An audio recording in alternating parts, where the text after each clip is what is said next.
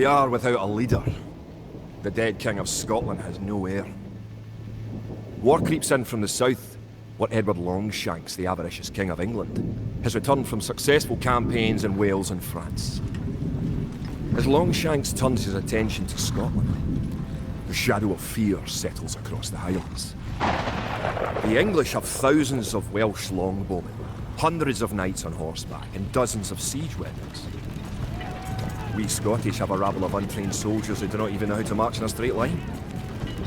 We must act soon.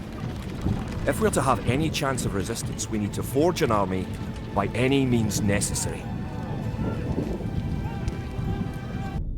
Scotland has soldiers now, if only a few. But if we're to turn back the greed of Edward Longshanks, we'll need many more recruits and much more gold in our coffers. These ancient stones and oaks around us will soon be drenched with the blood of clansmen. An army marches on its stomach, or so the old saying goes. My clansmen have been farming and tending sheep for hundreds of years, but gathering enough food to feed an army is a different matter entirely. Without a strong economy, the meagre forces that we have cobbled together will collapse again. Edward Longshanks, for all his disrepute, has shown his military tactics in Wales, England and France to be very effective, if not cruel and ruthless. He is indeed an enemy to be feared. The English sacked the town of Berwick-upon-Tweed. With that I could call it a battle, but it was truly more of a massacre. Unless we organise our army, there will be more massacres to follow. I pray that we can be ready when Longshanks comes.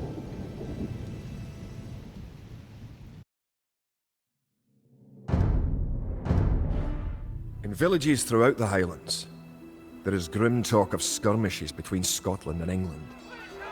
We lost the town of Dunbar this week. Scottish defenders broke ranks and fled. The English have an army that is larger and better trained.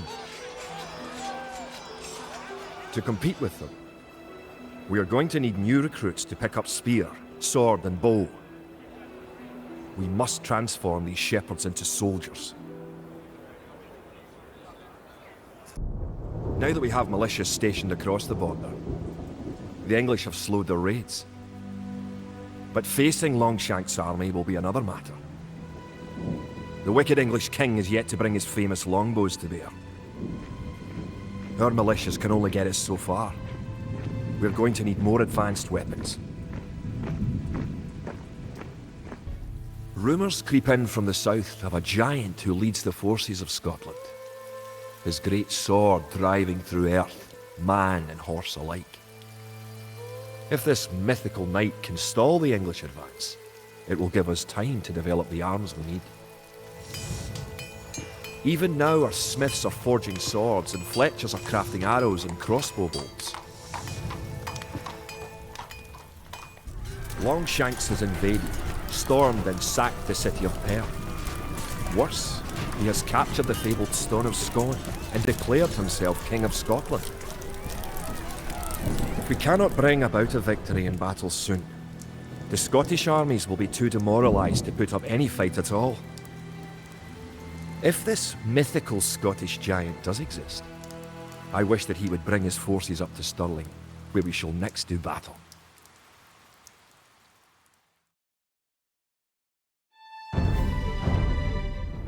The time for minor skirmishes is over.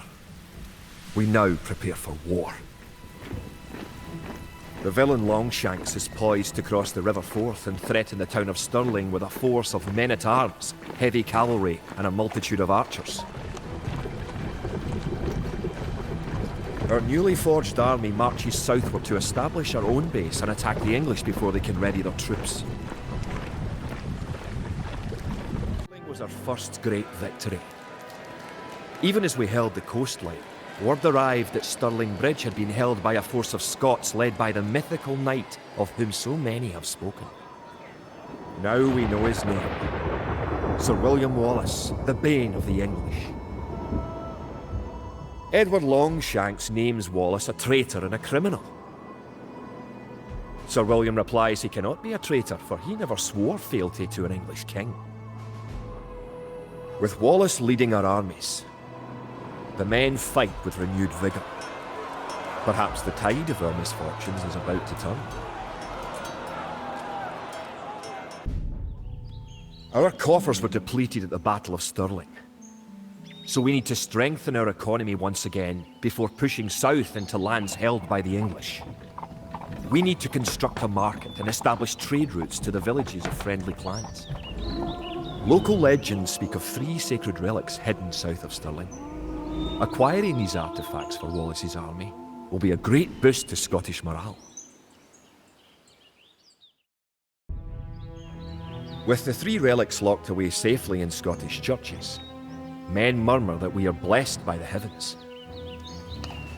Our army now stands a chance as we prepare for the final clash with the English. Scotland now has archers and knights of our own with which to meet Longshanks.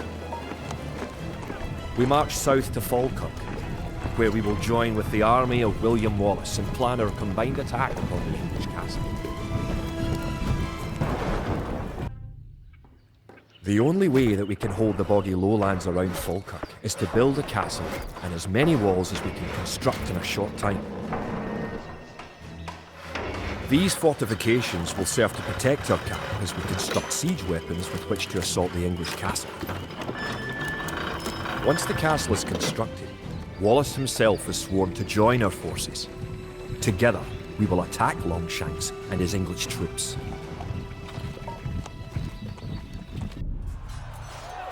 It looked certain that we would be defeated at Falkirk. Yet somehow, though outnumbered and outranged by English longbows, we were victorious. The English castle was torn down, and a Scottish one shall be built in its place. William Wallace has shown us the path to victory. Although he is but one man, he inspires great deeds in others. Many of the Scottish knights and lords have drawn their swords with his. Wallace's own sword is a 5.5-foot beast, forged of course in Scotland. He has sworn not to rest until his sword finds the neck of Edward Longshanks. The struggle will continue, but we have learned the ways of war. Now, it is the English who will be true fear.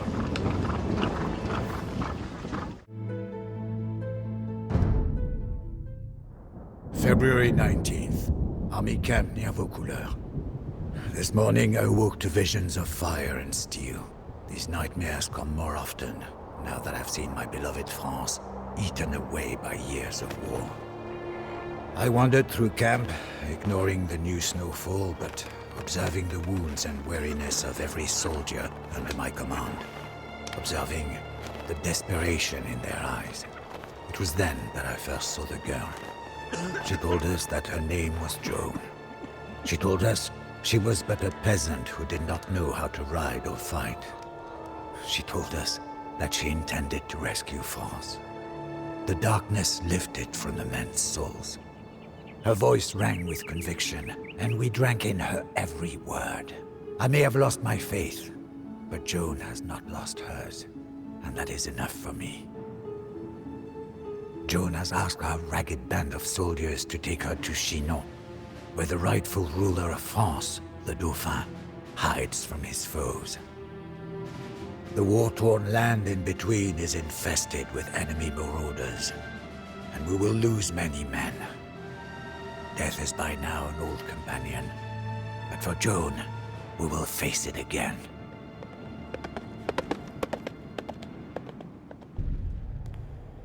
As Joan's footsteps echoed down the marbled hall of the chateau, the fat and whispering dukes did naught but stare. The Dauphin himself seemed afraid as she kissed his feet. "My gentle Dauphin," she demanded. "Why does England claim what is ours? Why are you not crowned King of France, as is your right?" The courtiers began to murmur. The Chamberlain whispered lies into the Dauphin's ear. But the Dauphin pushed the Chamberlain away and rose to meet Joan's gaze. She stands only to the shoulder of the shortest man, but all of us must look up to speak to her. I know not what silent conversation passed between the Dauphin and his would-be savior, but it was obvious that His Majesty was in the same thrall as we. March 26th, Chinon. It is one thing for a band of dispirited soldiers to put their trust in a teenage girl. It is entirely another for that girl to be given command of the army of an entire nation. We were filled with pride when we heard the Dauphin's heralds pronounce Joan the Maid as commander of the army of France. So that she may look like a general, the Dauphin presented Joan with a great war horse and a suit of white armor. Joan instructed me to look for an ancient sword buried beneath the altar of a local church. I was skeptical, but not only did the man unearth a rusted blade, but we found that the sword had belonged to Charlemagne, grandfather of France. I shall not doubt her word again. Still visible on the hilt was the fleur-de-lis. Joan adopted the fleur-de-lis as her symbol, and had it blazoned upon her battle standard. Wherever Joan goes, the standard goes also. It goes with us to Orléans. The city of Orléans is one of the finest in France, but it is under siege by our enemies. England and Burgundy is about to fall.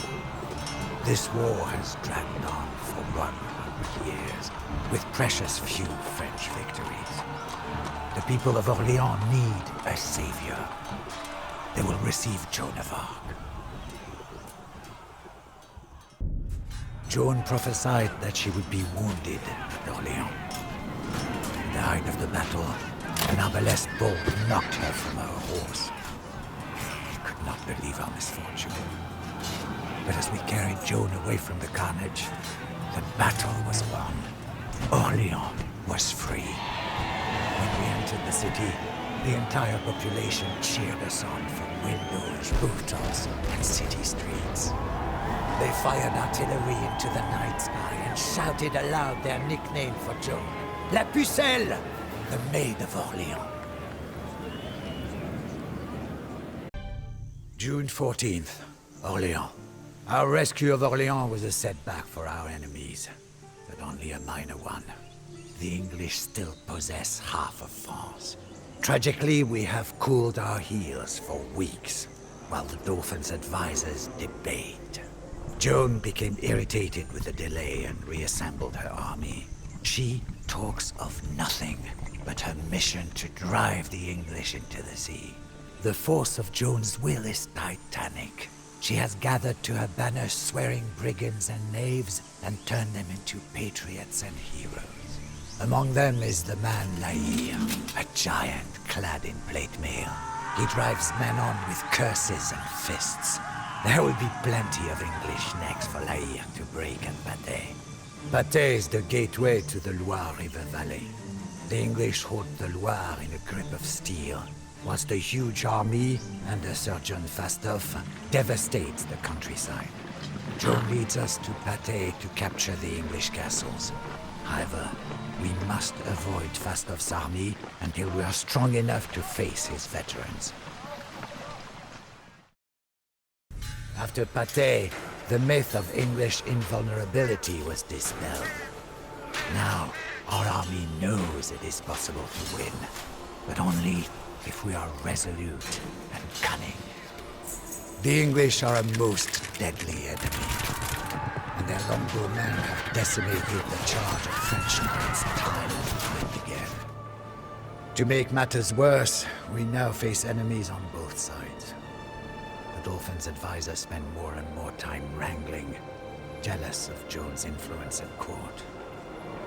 I pray that Joan can complete her divine mission before the Dauphin's envious advisors betray her. June 25th, Orléans. Dead France is returning to life. Our army swells with new recruits. In olden times, men swore fealty only to their particular lord. Now, We fight not for the insolent lords and ladies, but for France. For all of us, Joan is France. There is no distinction in our minds. The Dauphin himself has arrived in Orléans. Never have I seen such a celebration. France needs a king, so we must escort the Dauphin to Reims, where he can be properly crowned. Yet, the city of Reims is dangerously menaced by the Anglo-Burgundian army. The cities of Troyes and Chalon also bar the way. Joan commands that we must liberate all three cities before the coronation, and we eagerly seek to fight. As we rode into Reims, a sea of peasants and lords knelt before Joan. Some even knelt to kiss her horse's hoofprints. Cannon thundered, and 1,000 flags danced in the breeze. In the enormous palace, the Dauphin knelt before the Archbishop and rose as King of France. Prayers, anthems, and sermons filled the great chateau. Interspersed among perfumed dukes and ladies were tattered soldiers from our army, many still bearing wounds. Joan herself was at the king's side, as was her bedraggled battle standard. Despite the celebration, I know in my heart that this war is far from over. Our fathers and grandfathers died fighting the English. Joan gives us hope, but I do not know if hope is enough to ensure victory. September 3rd, France. France has a king once more. However, as Joan gains influence with the people, jealousy grows within the court. The king's evil advisors now seek to destroy Joan. It is only a matter of time before they succeed in poisoning the king's mind. Joan must hurry to fulfill her mission. Bari, the jewel of France, has been under English tyranny for decades, and French patriots trapped within the city are eager to escape. We are now marching on Bari, hoping that the reinforcements we have been promised will arrive in time. Tragedy. As the refugees fled into the chateau of Compiègne, Joan was trapped outside. Burgundian soldiers knocked her from her horse and paraded around with their prisoner. None of us can sleep knowing our precious Joan of Arc languishes in a Burgundian prison. The soldiers stare at the uncaring sky, condemning themselves for being unable to save her, for being unable to save France. Paris was the first major defeat ever dealt to our army. Had the king sent the promised reinforcements, we would have captured the city. Now it is France's darkest hour. July 14th, Bordeaux. New Joan of Arc. A rich world made empty and poor. The English put her on trial as a heretic. Joan's mind was as sharp as her sword, and she avoided all the cunning verbal traps of her prosecutors. In the end, Joan would not renounce her mission. The English found her guilty and burned her at the stake. But her death is not in vain. La Pucelle is the rallying cry as peasant and nobleman alike take arms. My army is an army of the people. And even without the king, we are poised to strike at the English stronghold of Castillon. A victory at Castillon will crush the English pretensions in France forever. Should I die in this battle, I die for the Maid of Orléans. I die as a patriot of France. A century of English toil, blood, and victories was reversed in a little over a year by a teenage girl. 100 years war has ended. Even more importantly, Joan's acts ignited a sense of French nationalism. Peasants and nobles alike no longer belonged to lords and kings, but to France herself. We will not let Joan be forgotten. Already, statues and stained glass portraits have been commissioned in hundreds of towns and cities throughout France. Her verdict of guilt was rightfully reversed, and I expect that Joan of Arc will soon be beatified as a saint. Sometimes the outcome of history is determined by strength of arms, other times by happenstance. But in 15th century France, history was determined by the will of a young girl. The only person in history to command the armies of an entire nation at the age of 17.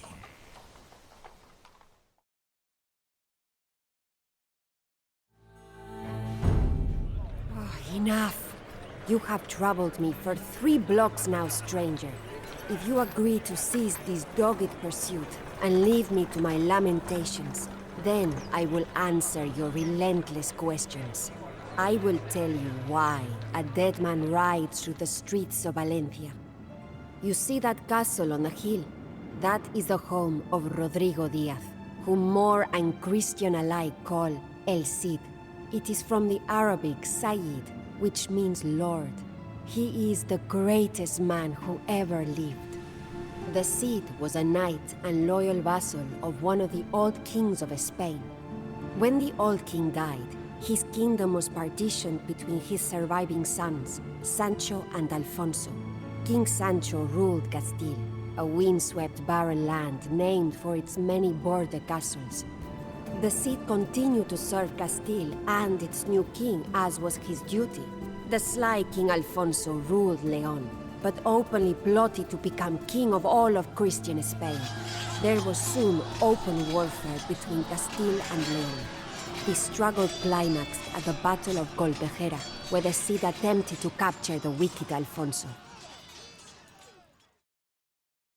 Although the Cid defeated Alfonso's army in combat, the sly king knew there were more devious ways to win a war. Alfonso lured his brother, King Sancho, to a secret conference below the city walls of Zamora, and had him assassinated in the night. With the death of his brother, Alfonso became king of both Leon and Castile, the most powerful king in Christian Spain. The Cid could not trust King Alfonso, yet he was sworn to serve his king, and that man was now Alfonso. The Cid forced King Alfonso to swear an oath upon sacred relics that he had nothing to do with Sancho's death. Before his army and his court, a nervous Alfonso did make this declaration. In so doing, the Cid helped to cement Alfonso's claim as king in the hearts of the people, for they so trusted the Cid. King Alfonso did not recognize that the Cid had done him a service. Instead, Alfonso held a grudge against the man who was the greatest of his knights for ever doubting him. Alfonso also was jealous and suspicious of the Cid's popularity with the soldiers and the common man. He sent the Cid into dangerous battle again and again, but always the Cid emerged victorious. How do I know so much of my Cid, Rodrigo Diaz? I am Jimena of Asturias, and I am the Doña of this castle. Rodrigo and I were married in Castile in 1075. Those were among the happiest days of my life, at least when my husband was not being sent to do battle against the Moors. Far to the east, in the Holy Land, they speak of only one Muslim expansion, that of the Seljuk Turks. But here, in Spain, we speak of another, the Moors. The Moors ruled southern Spain for so long that Christian and Muslim often lived side by side with little animosity. Such was the case in the city of Toledo, which was in Moorish lands, but inhabited by Christians as well. A political assassination had plunged the city of Toledo into civil war. Seeing a chance to expand his empire, King Alfonso struck at Toledo under the pretense of restoring order. He ordered the Cid to command the army, though one must wonder if once again he was intentionally putting the city in harm's way. Once again, the Cid emerged victorious and delivered the city to King Alfonso. Moor and Christian alike shouted his name from the city walls and called him El Cid Campeador, my lord, the conqueror. After nearly 400 years of Moorish rule, the city of Toledo was ruled by a Christian king. But still Alfonso was not satisfied.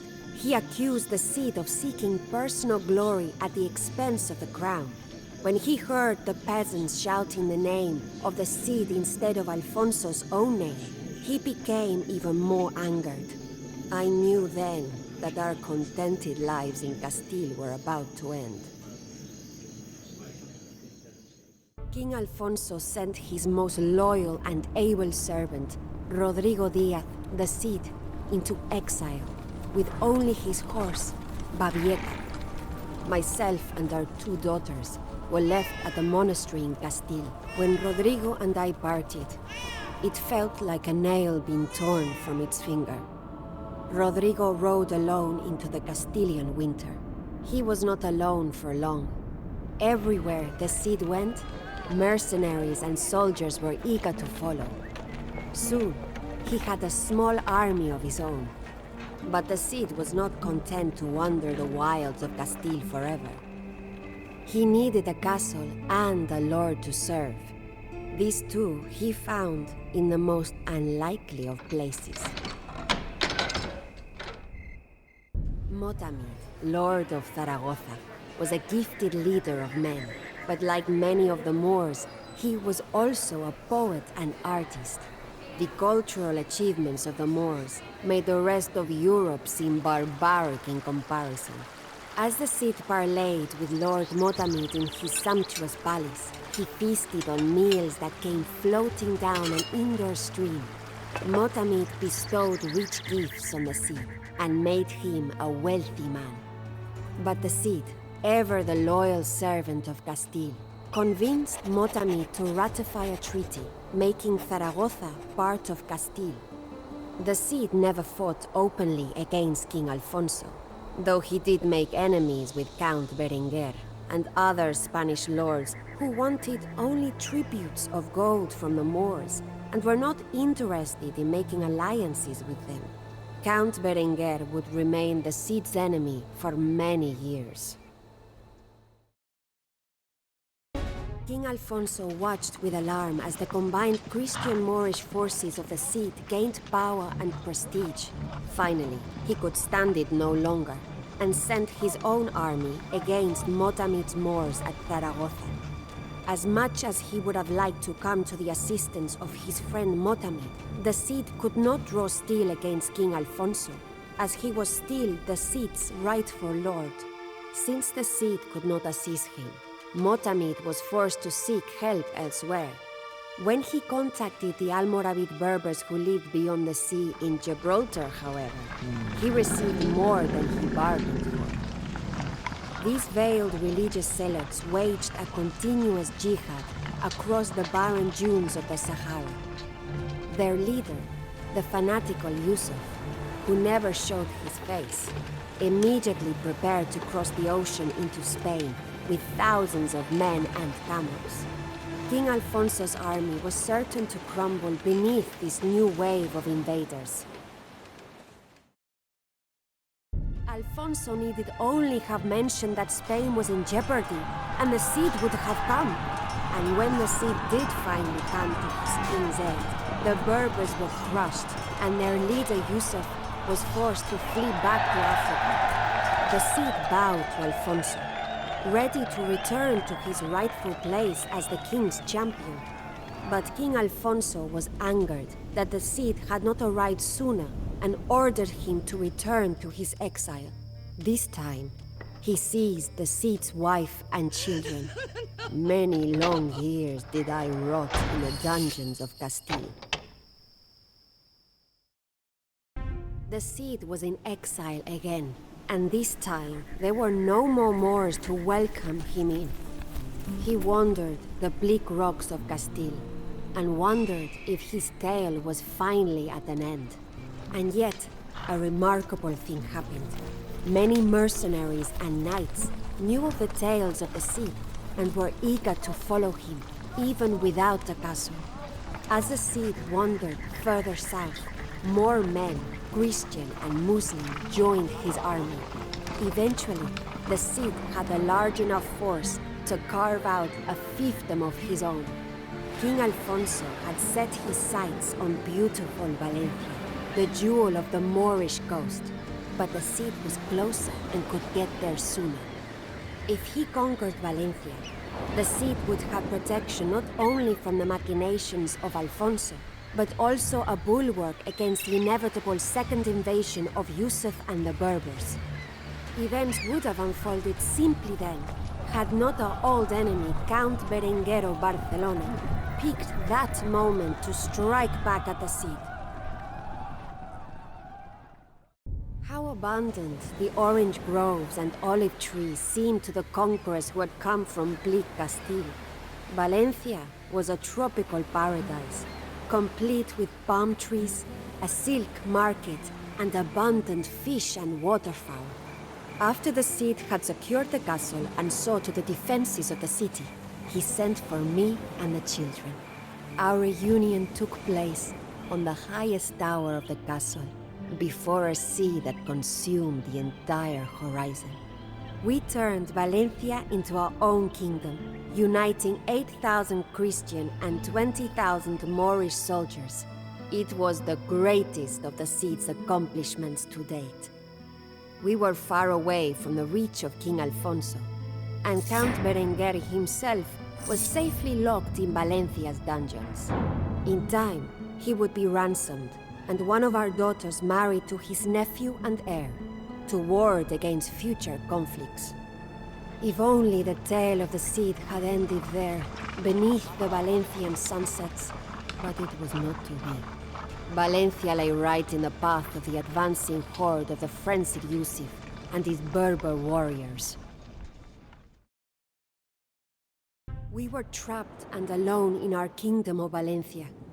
The Cid immediately sent out messages for potential allies, but there were few to be found.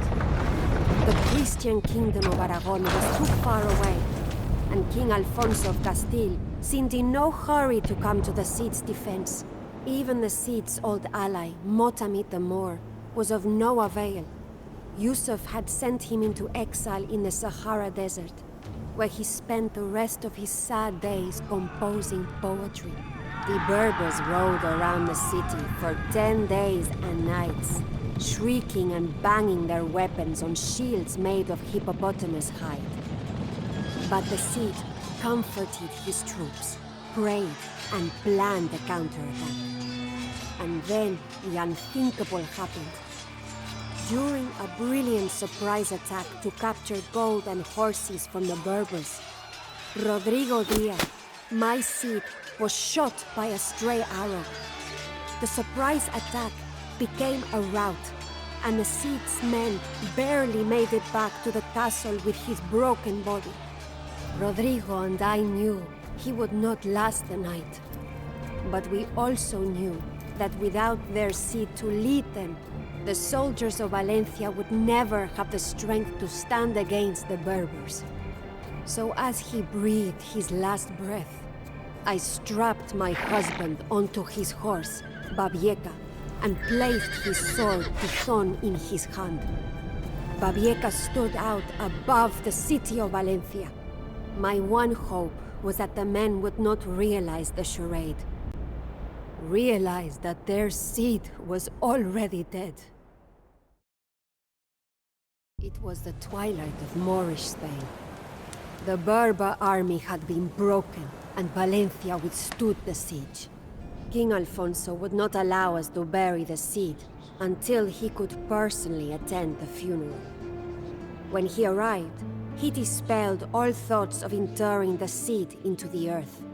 Instead, the Cid's body was preserved and placed near the altar of the church, seated on an ivory stool that he had captured from the Moors, clothed in precious silk, and holding his sword, Tizon, in his left hand. And who was left to rule in Valencia? King Alfonso of Castile or Count Berenguer of Barcelona? No. Valencia is mine. It is I, Jimena Diez, who claims rulership of my dead husband's kingdom. And if the Berbers return to Valencia, it is I whom they shall find commanding the soldiers of Rodrigo Diez, el Cid Campeador.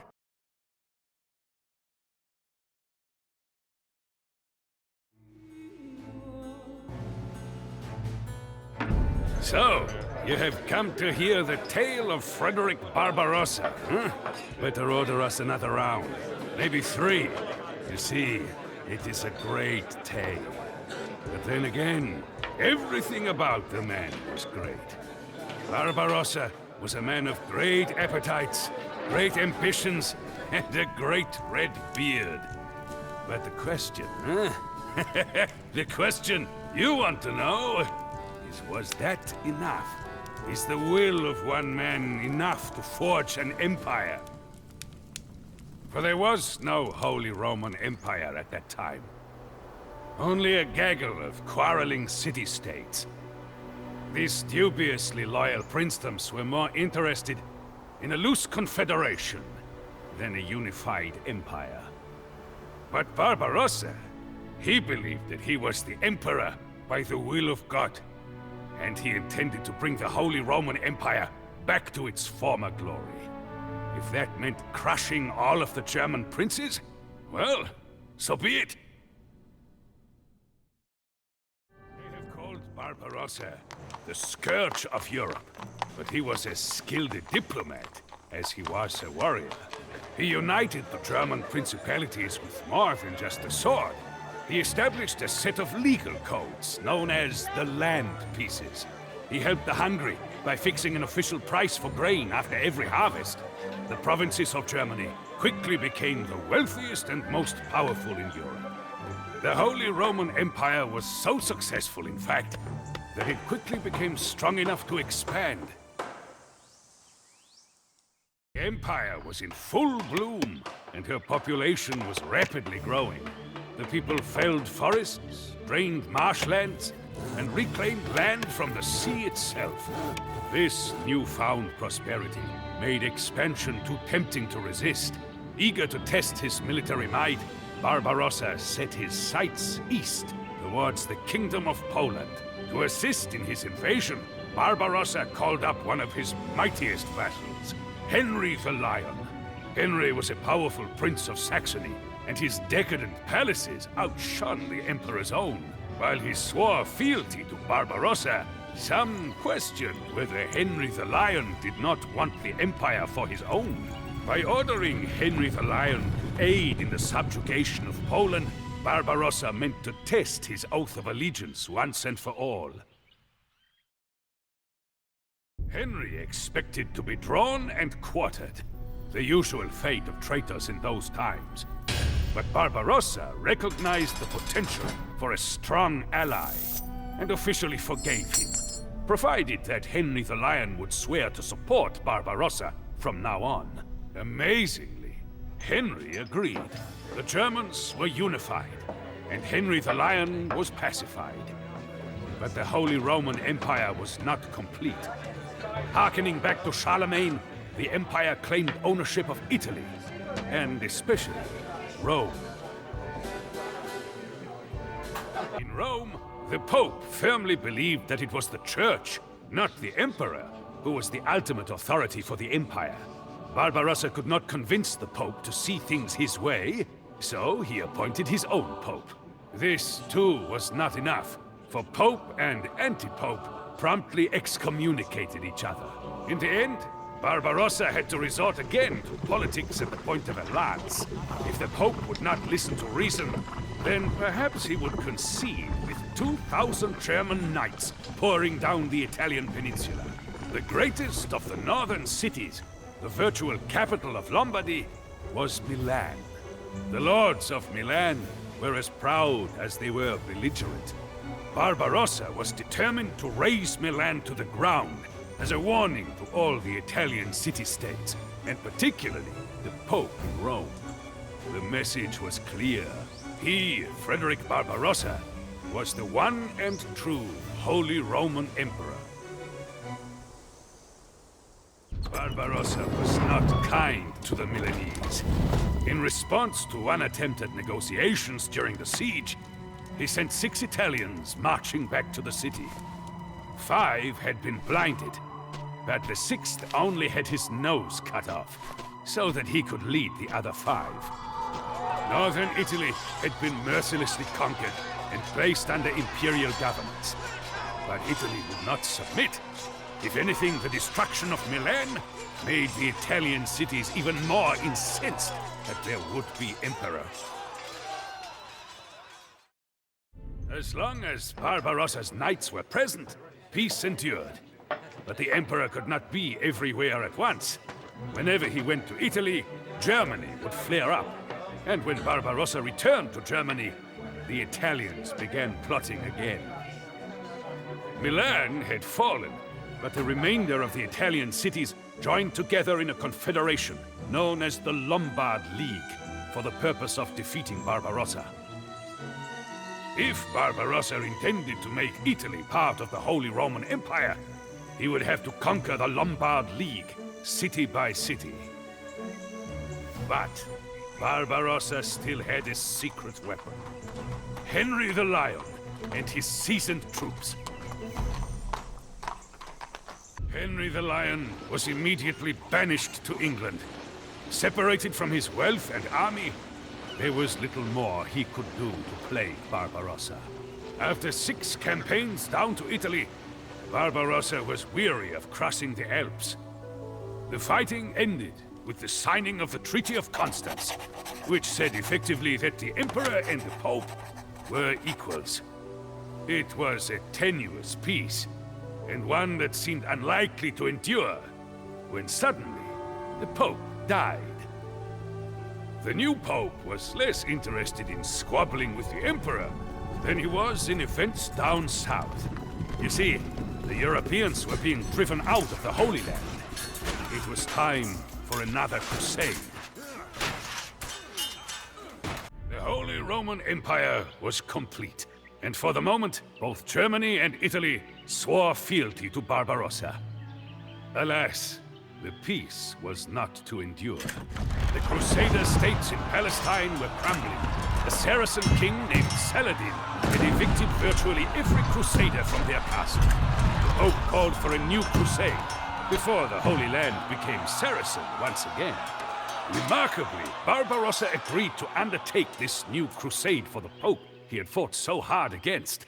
King Philip of France and England's Richard the Lionhearted had already boarded ships bound for the Middle East.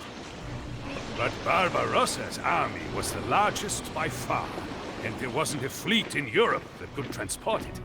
The Emperor would have to march overland to Constantinople and through the land of the Turks to reach the rendezvous in Jerusalem. Constantinople was the capital of the Byzantine Empire, and one of the most glorious cities on the globe. Barbarossa's army would be able to rest and resupply in Constantinople before it began the Great March. Barbarossa's weary army had marched for hundreds of miles through the cracked mountains in the heat of July. So when it stumbled upon the Gökçu River, the men were astonished and grateful.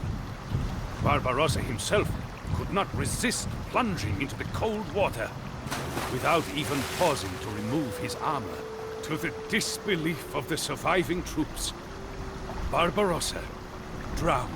Some said the Emperor could not swim in his plate armor. Others believed the 67-year-old heart had finally given out. Regardless of the exact cause of death, Barbarossa's crusade ended there, on June 10th, 1190. The Holy Roman Emperor was gone. Barbarossa's soldiers were devastated. Several knights committed suicide. Others converted and joined the Saracens. So convinced were they that God himself had deserted them. However, a handful of knights were not yet willing to board a ship bound for Europe. The body of mighty Barbarossa was fished out of the river, pickled in vinegar, and sealed in a barrel. The army of the Holy Roman Empire would not be joining in the crusade. Yet there was still a chance for a small victory. The surviving knights vowed to take Barbarossa's body on to Jerusalem. Even in death, the Emperor would keep his promise. There is a legend concerning every great king, from Arthur on through Barbarossa, that says the king will return someday, when his country needs him. Myths and legends about the sleeping emperor were passed down in German folktales. The Holy Roman Empire did not endure. She fell back into a patchwork of tiny city-states. Some would say Barbarossa's rule was a failure, but is it not a greater testament to the man that it was the force of his will alone that held the empire together? And what of Henry the Lion? With Barbarossa gone, there was nothing stopping him from returning to the Holy Roman Empire. But I am an old man now. What harm could I possibly do?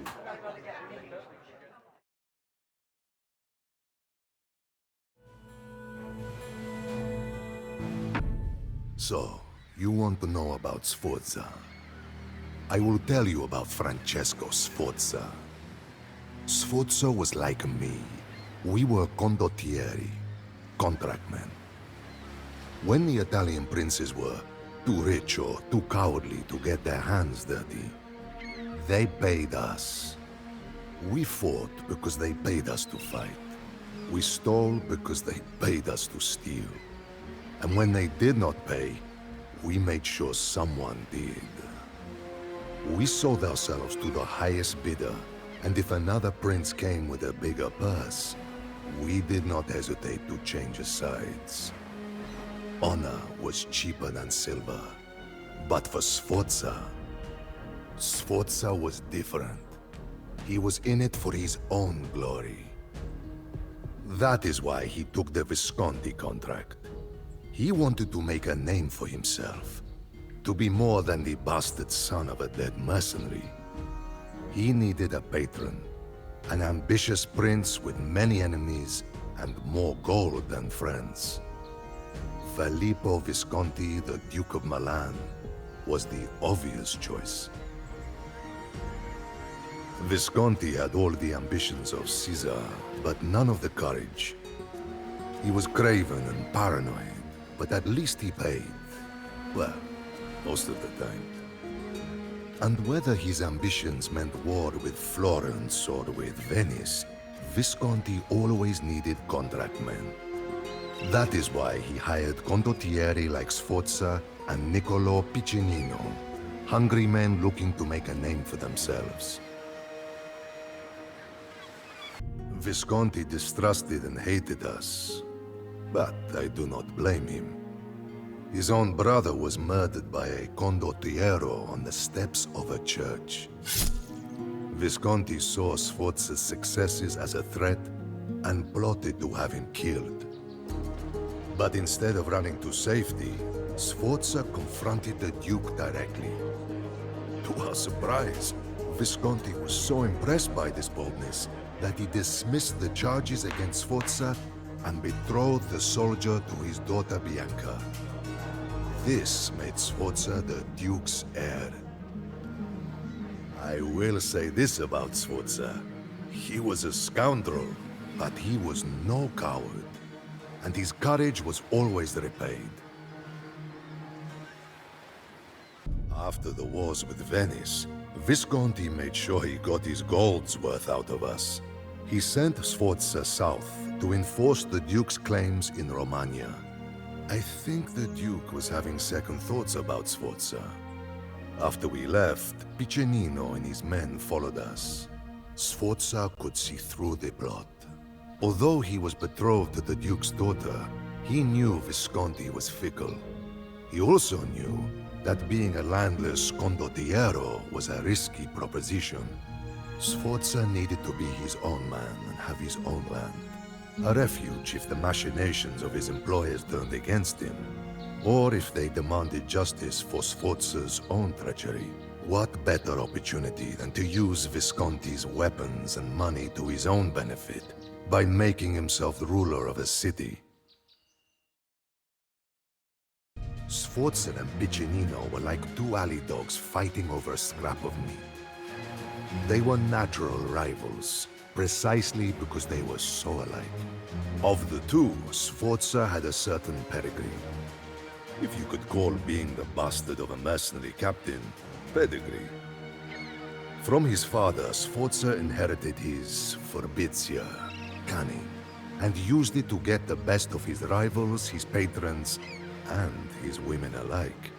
Piccinino, the son of a butcher, came into the profession as a soldier. He rose through the ranks and became an advisor to a trusting, yet incompetent condottiero. In this position, Piccinino lured his captain into an ambush and took command of the company. That Sforza and Piccinino would, years later, become blood enemies was as inevitable as two dogs fighting over a single piece of meat. If Sforza thought taking territory would make him safe, he was a fool. The King of Naples looked hungrily northward to the cities so easily taken by a rogue mercenary. Sforza needed allies. Sigismondo Malatesta came with a Venetian force, as did Sforza's ever-loyal cousin Micheletto. But the condottiero needed a more powerful ally. He took his biggest gamble by going to meet an old friend. You might have thought that when Sforza walked into the Milanese court, that Visconti would have ordered him arrested, or that Piccinino would have personally killed him. But surprisingly, Visconti accepted Sforza like a father accepts his wayward son. Sforza and the Duke's daughter were finally wed, and the implication was obvious. Sforza would rule Milan when Visconti died. Whatever the Duke's intentions, this favoring of the prodigal son incensed Piccinino. He furiously tore his contract and stormed out of Milan. If Visconti would not see Sforza for what he was, Piccinino would find another patron. Pledging himself to the King of Naples, Piccinino had one goal: to destroy Sforza.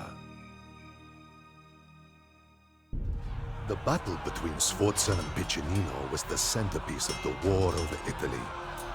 Sforza served Milan against Piccinino's Neapolitans.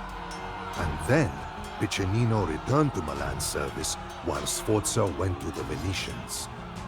No matter which banners they fought under, the rivalry between the two men became the one constant of the war. But Sforza's forbitia proved to be decisive. He defeated Piccinino in battles across northern and central Italy.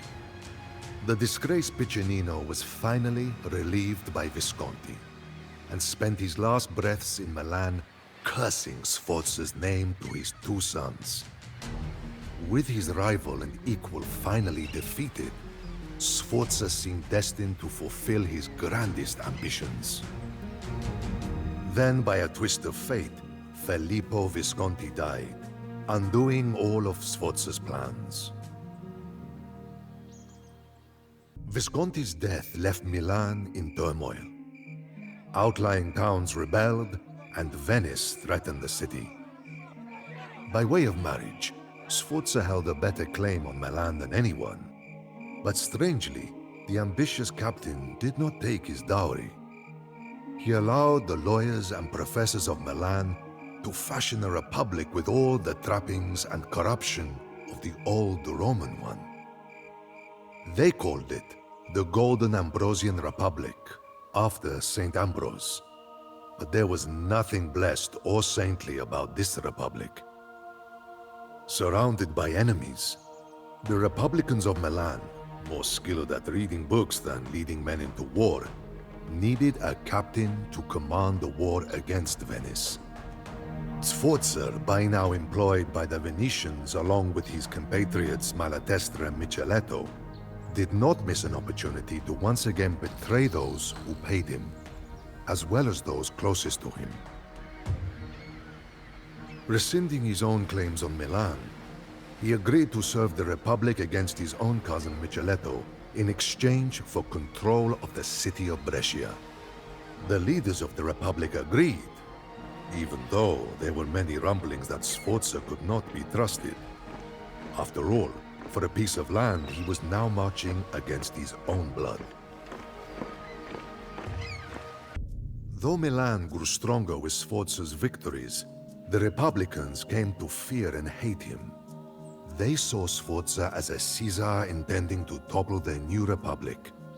These bookish professors and lawyers listened intently to two agitators who had returned to Milan. Two brothers with harsh words and a fierce vendetta against Sforza. The sons of none other than Piccinino swore vengeance upon Sforza. They incited the Republicans to betray him by signing a secret truce with Brescia before Sforza could take that city. This, of course, angered the condottiero. He had agreed to serve the Republic only in exchange for the city. Stifling the ambitions of a man like Sforza was a fatal mistake. Milan was prepared for the siege. Bronze cannons lined the walls and a vast militia was trained. Even the hoarding merchants sold their possessions to arm the mercenaries of the Piccinino brothers. Milan sent emissaries to convince the Duke of Savoy that Sforza would threaten all of Italy. Thousands of Savoyard troops marched against Sforza. But battles are not only won on the field with men and horses. They can also be won in a dark tent over a barrel of wine. In one such tent, Sforza met with Malatesta, now commander of the Venetian troops. Malatesta listened as Sforza ranted furiously of Milan's treachery. He knew that Sforza was not angry that the Republic had betrayed him, as much as that it had done so before Sforza could betray the Republic. But Sforza offered an opportunity for Malatesta and his Venetian employers. While Sforza hurled his men and his riches against Milan's walls, the Venetians would be free to conquer the rest of northern Italy. Malatesta agreed to help Sforza, but as always, alliance and treachery between condottieri were only opposite sides of the same coin. Hunger and disease spread in the besieged city. The soldiers left the walls and turned their weapons inward to the cloistered professors and lawyers who had promised them liberty, but at a great cost. Is it better to be feared or loved? In that moment, Sforza was both. Milan opened her gates, and Sforza lavished the people with all of the grain. Their own grain that he had taken during the siege. The grateful, if foolish, people crowned Sforza, that treacherous, conniving, selfish bastard, Duke of Milan. It was not his final triumph, but it was his grandest. That is the story of Sforza, from one who fought with him and against him. Do I wish ill upon him? No more than I would wish ill on the fox who raids the henhouse in the black of night.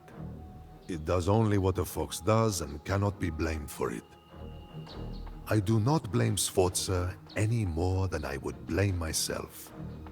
After all, Sforza's blood is in me, for I am his cousin, Micheletto. Sforza is like me. We are condottieri. We are the contract men of Italy.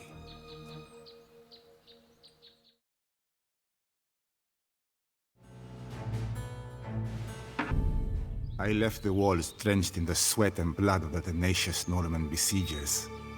My comrades and I usually would rush straight to the inn after a fight, but not today. My father, the heroic Michael Nauticus, savior of Bari, awaited me. I found the wizened old man staring out the window towards the enemy camp. Foul, treacherous mercenary scum. Son, the inhabitants of this peninsula have courted mercenaries for centuries. Not one bit of good it did them. Weary of discussing Normans whose nature I knew all too well, I inquired about our rich family heritage. I asked my father instead to tell me of our ancestor Panos. My father spun around, his eyes gleaming. You wish to hear the story of the family? Our Greek blood runs back generations. Nauticus, our surname. It is so because we came as sailors. In the year 869, the knight Panos Nauticus answered the summons of his Byzantine liege, Emperor Basil II. He was to lead a force by sea to aid our ally Louis II, the Frankish king against the Emirate of Bari. Panos was offered lordship of Bari after his victory, but he declined, wishing to live out his days in peace. Having brought glory to his house, he settled down and started a family.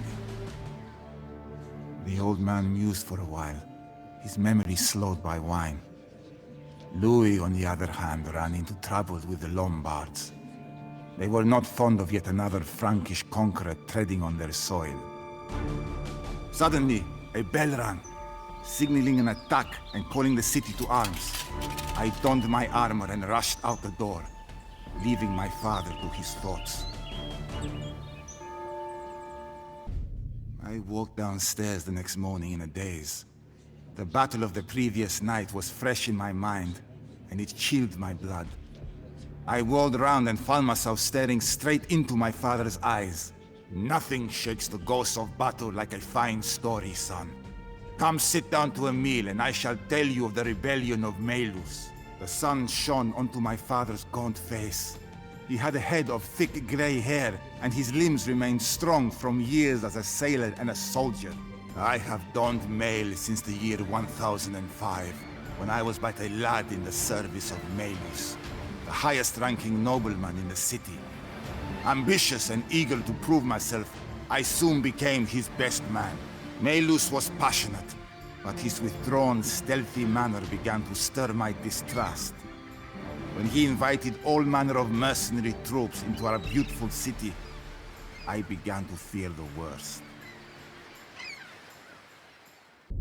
My father stood up to tend the fire. 1011.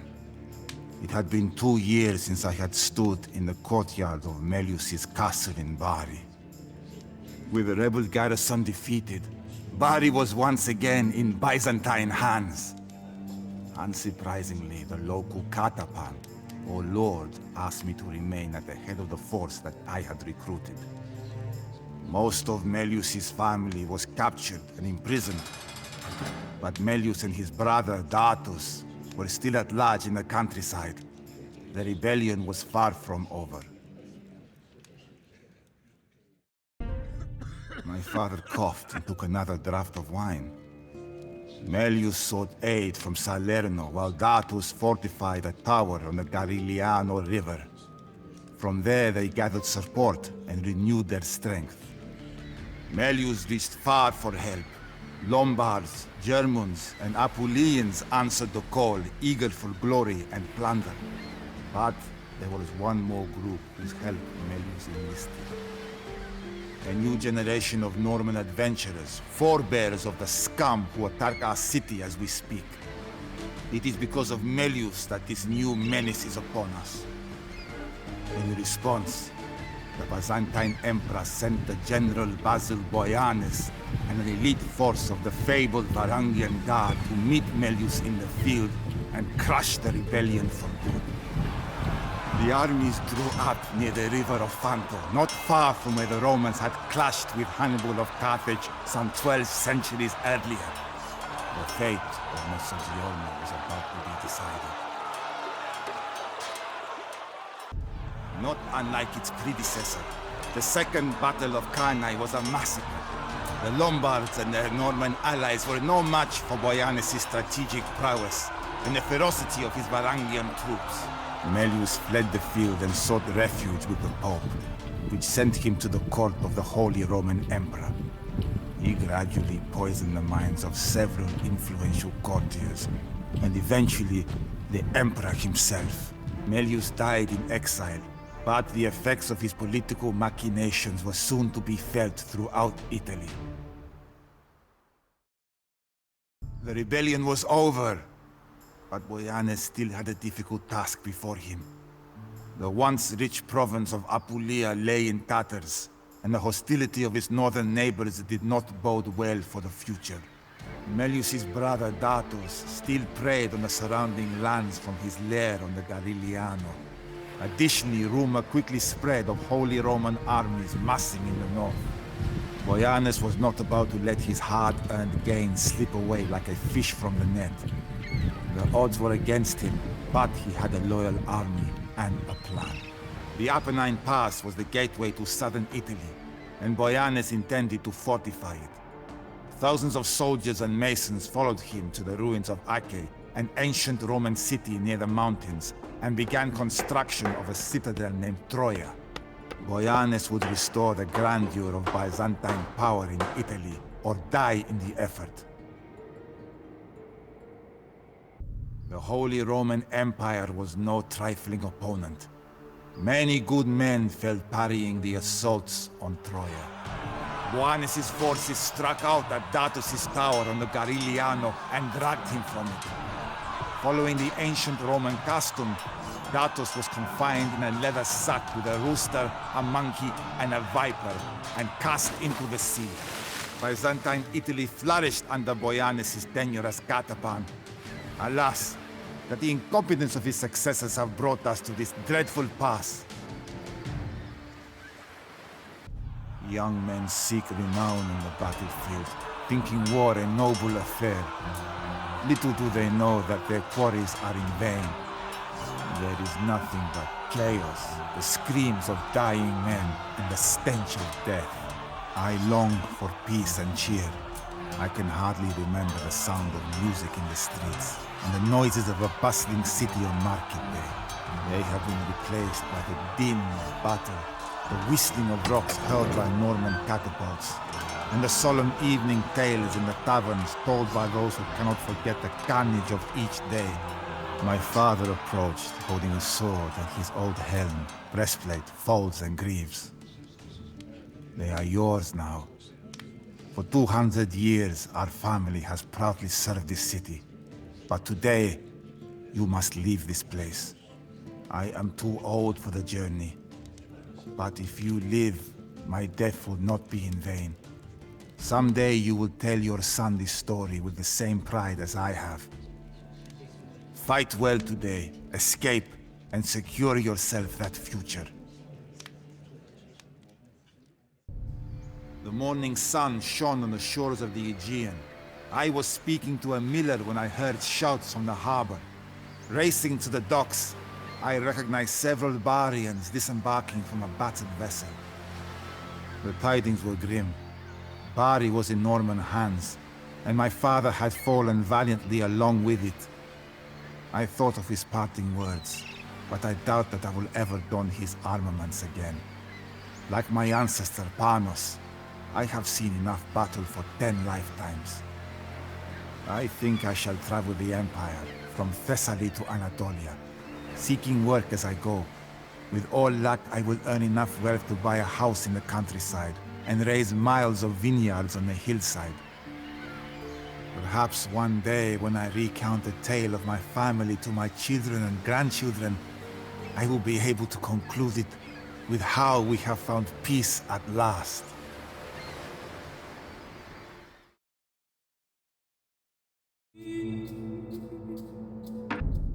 Each night, I have the same two visions. One of a field of wheat stalks swaying in the wind. Another of bright, burning flames, trampling horse hooves, and loud screams.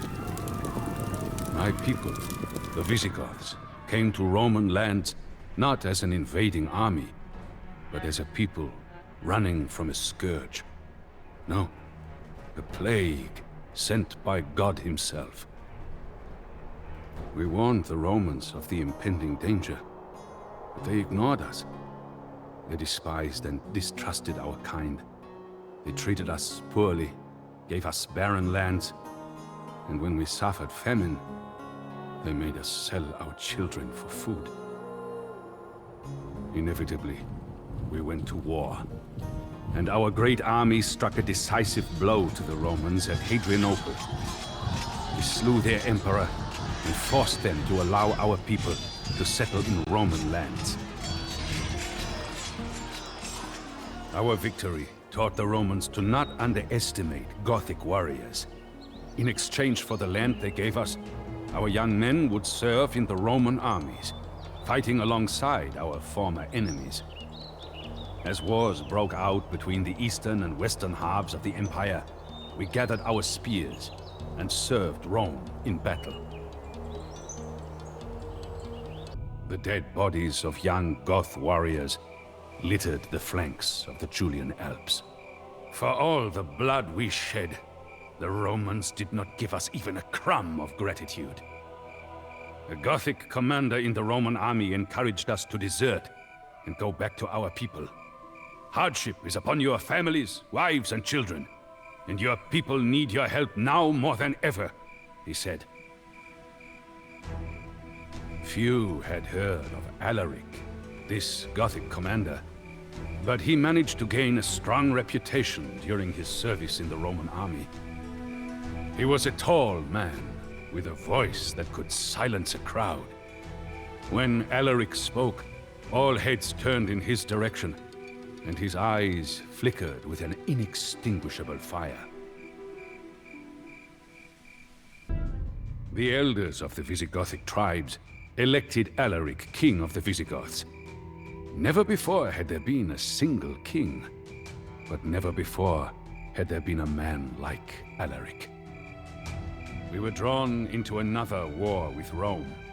The Romans had failed to fulfill their promises of lands for our families, and Alaric was determined to force them to remember their promises. He marched our army south into Greece. The days the Romans ignored the Visigoths are over, he declared. We will set fire to Hellas! Ancient cities, once renowned for their philosophers and soldiers, were sacked and burned to ash. The world was changing rapidly, but Alaric had seen visions.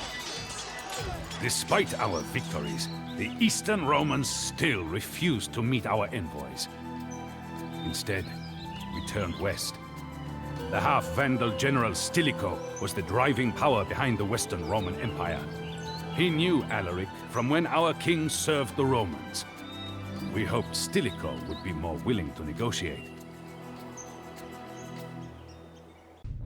Rumors spread that Stilicho was ready to make a deal with Alaric. Our hopes were raised, but as weeks passed with no news, we knew that more Gothic blood would have to be shed. The Romans resented Stilicho for making a pact with barbarians.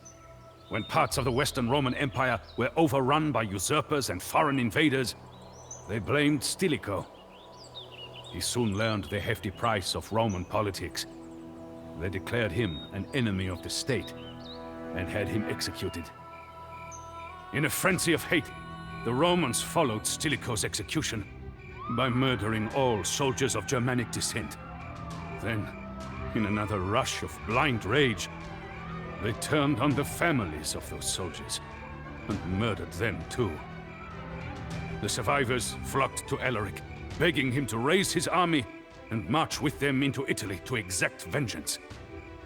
Alaric coldly answered them, "The Romans have never known fear, but that will change."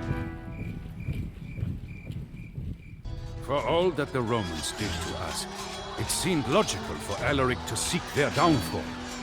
But that is not what he wanted. After sacking the cities of northern Italy, he met with the Roman Emperor Honorius.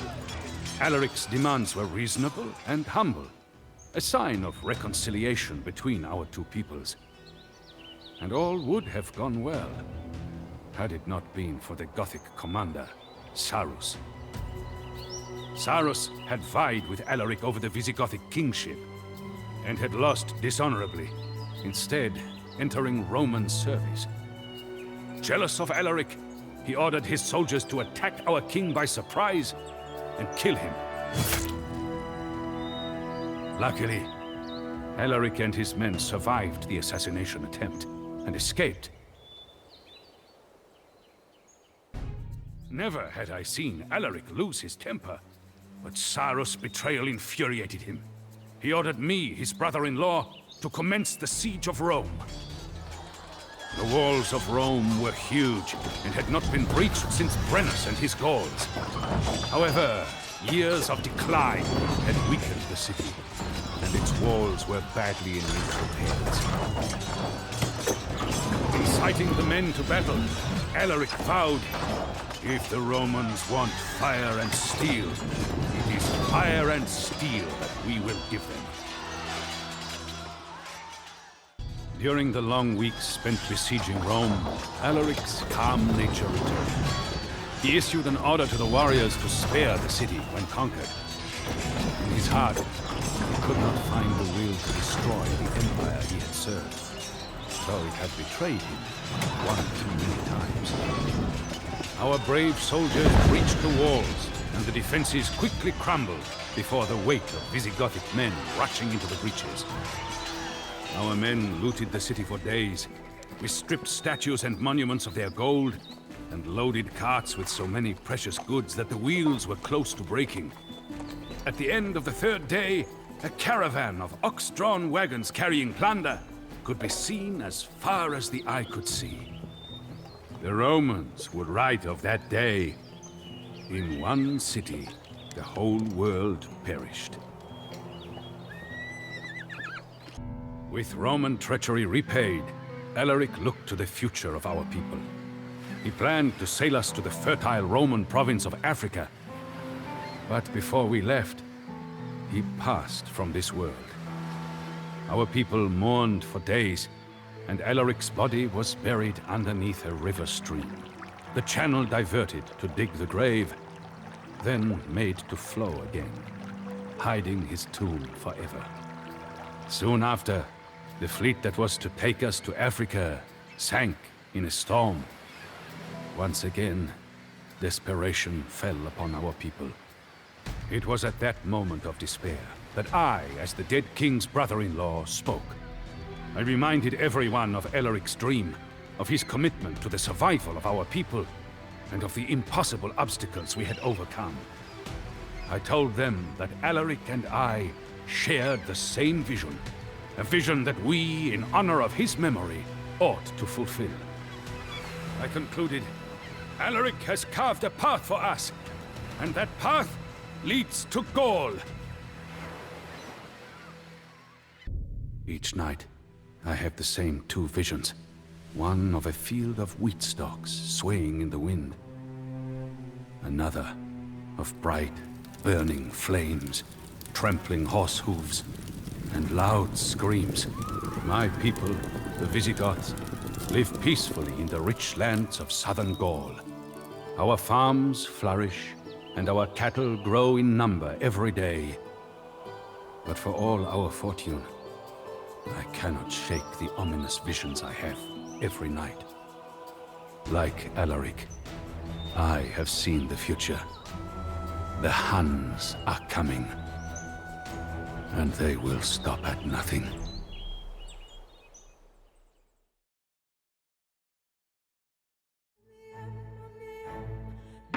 A severed head on a pike seemed such a grisly trophy to be displayed in the chapel at Chalon. And yet it took me weeks before I got up the nerve to ask Father Armand why he kept it. The ancient priest stared out of the window for a long time, recalling days gone by. I was there, he said finally, at the Battle of the Catalonian Fields, fighting alongside Aetius and Theodoric the Goth. I knew there had been a battle here decades ago. Peasants still overturned skeletons and broken shields with their plows from time to time. Who was it, father? I asked him. Who are you fighting? He turned back to regard me, paralyzing me with his old man stare. Attila the Hun, he said. And then he told me the story. The Huns rode out from the wilderness sometime in the 370s, eager to feast on a Roman Empire weak from internal corruption and the expansion of other barbarian tribes. It was the Huns who drove many of these other barbarians before them. They were terrifying warriors from the steppes of Asia, their bodies disfigured from ritual scarring, their legs deformed from a near lifetime in the saddle. Despite their fearsome aspect, the Huns might have been little more than raiders, had it not been for the leadership of Attila. He called himself the Scourge of God. Attila and his brother Bleda led the Huns not just to raid, but to devastate Scythia and Persia. I asked Father Armand more about this legendary Attila the Hun, whom the stories always treat as more of a monster than a man. He was a man, the priest said, but he did not look like the Romans, nor did he worship the Roman god. That was the cause of all that was to follow. Father Armand shivered, as if from the cold breeze that blew in from the chapel's open windows. Kingship among the barbarians was not by divine right or lineage, but by who had the strongest will. Attila was the strongest of the Huns, and he reinforced his position by brandishing a rusty old blade and proclaiming it to be the sword of Mars, the old Roman god of war. Attila had a custom of fiercely rolling his eyes, as if he wished to enjoy the terror that he inspired. He had a power over other men, so that many chose to join him. Many foreigners joined his council, Scythians and Burgundians and Goths. It was not uncommon for Romans to do so as well. Several decades prior, the son of a prominent Roman family had been sent to the Huns as a hostage to ensure peace. The name of this boy was Flavius Aetius, a name not soon to be forgotten. Now that the memories had stirred, Father Armand seemed eager to tell his tale. He explained how the Huns, like the other barbarians, had a style of warfare dramatically different from the ancient Romans or my own Franks. The Huns would charge as one group, often firing arrows as they came, and then suddenly retreat again. For the nations of Europe, who are used to forming up lines and columns and even issuing challenges for personal combat, this was an aberration. They were unable to comprehend warfare in this manner. Barbarians did not conquer lands. They did not try and hold and colonize the cities they attacked. Instead, they ravaged and pillaged and took their loot back to their camps. By that time, there were two Roman empires, the government having decided that the Roman lands were simply too vast for one city to manage effectively. Attila and the Huns began a series of raids into the Eastern Empire. The Roman city of Nessus was erased from the earth. The Huns so devastated the place that when the Roman ambassadors passed through to meet with Attila, they had to camp outside the city on the river. The riverbanks were covered with human bones, and the stench of death was so great that no one could enter the city. Many cities of Europe would soon suffer the same fate. The ambassadors that the Romans sent to Attila concealed an assassination attempt. Somehow, Attila knew of the attempt on his life and sent the terrified assassin back to his emperor with the gold he had been paid to do the deed in a sack tied to his neck. Following such a demonstration, the Huns had no difficulty convincing the Eastern Roman Empire to start paying them tribute, protection money to stave off the inevitable Hun invasion. By this time, the Romans had considerable experience dealing with barbarians. They could civilize the raiders, to some extent, by offering them otherwise useless land on the Roman borders as a token tribute. Before Attila, these tactics seemed to be working on the Huns, who settled in the Danube River Valley. All that changed when Attila seized command. He was much more aggressive and unpredictable than the previous Hunnic kings. He demanded that the tributes from Rome be increased, and when the Romans refused, Attila made war on the Eastern Roman Empire. He marched on the great city of Constantinople, whose double walls had never fallen. Attila was done with raiding. Now the Huns advanced slowly, eradicating everything in their path. The Romans would reinstate the tribute, or they would be destroyed. Who was this man, I asked, to threaten the Roman emperor? Titles such as emperor meant nothing to the Huns. Attila was not an appointed ruler, only the strongest among the Huns. The amenities of his office meant nothing to him. While his chieftains and council ate off of silver plates, Attila's own plate and goblet were hewn from simple wood. His Scythian guards had jewels on their sword hilts, and their cloaks were clasped with gold. But Attila showed no such affectations. He was interested only in conquest. Some said that he was trying to build a legacy to rival that of Alexander the Great. All of the barbarians wanted to possess Rome, as if it would buy them instant legitimacy as a world-spanning empire. Unlike most of the other barbarians, however, Attila was actually going to get his chance. The Western Roman Emperor had a sister named Honoria, who after weary years of confinement to her parlor, made the preposterous decision to send a letter to Attila the Hun. She asked him to marry her. One suspects Honoria did not know what she was getting into. Attila was plentifully supplied with wives, but he immediately saw the advantage that such a union could put him in. Suddenly, his plans changed. He would not invade the Eastern Roman Empire at Constantinople, but the Western Empire at Rome. Indeed, he claimed half of the Western Empire as his dowry. Attila sent the Huns to march across the Rhine River and made alliances with the other barbarian chieftains. Some, namely the Burgundians and Ostrogoths, joined the Hunnic Confederation, while others, such as the Visigoths, sought to seek Roman favor by opposing the Huns. When Attila entered the Roman province of Gaul, he could claim that he merely sought by force what was his by right of betrothal to Honoria. The old priest hung his head as he related what happened next, and I could tell the weight of the memories caused him great sorrow. Attila would stop at nothing until he reached his fiancée Honoria and his goal of ruling the Roman Empire. The ravaging of Gaul was unprecedented. People were tortured, their bodies torn asunder by wild horses, or their bones crushed under the weight of rolling wagons. Their unburied limbs were abandoned on the public roads as prey to dogs.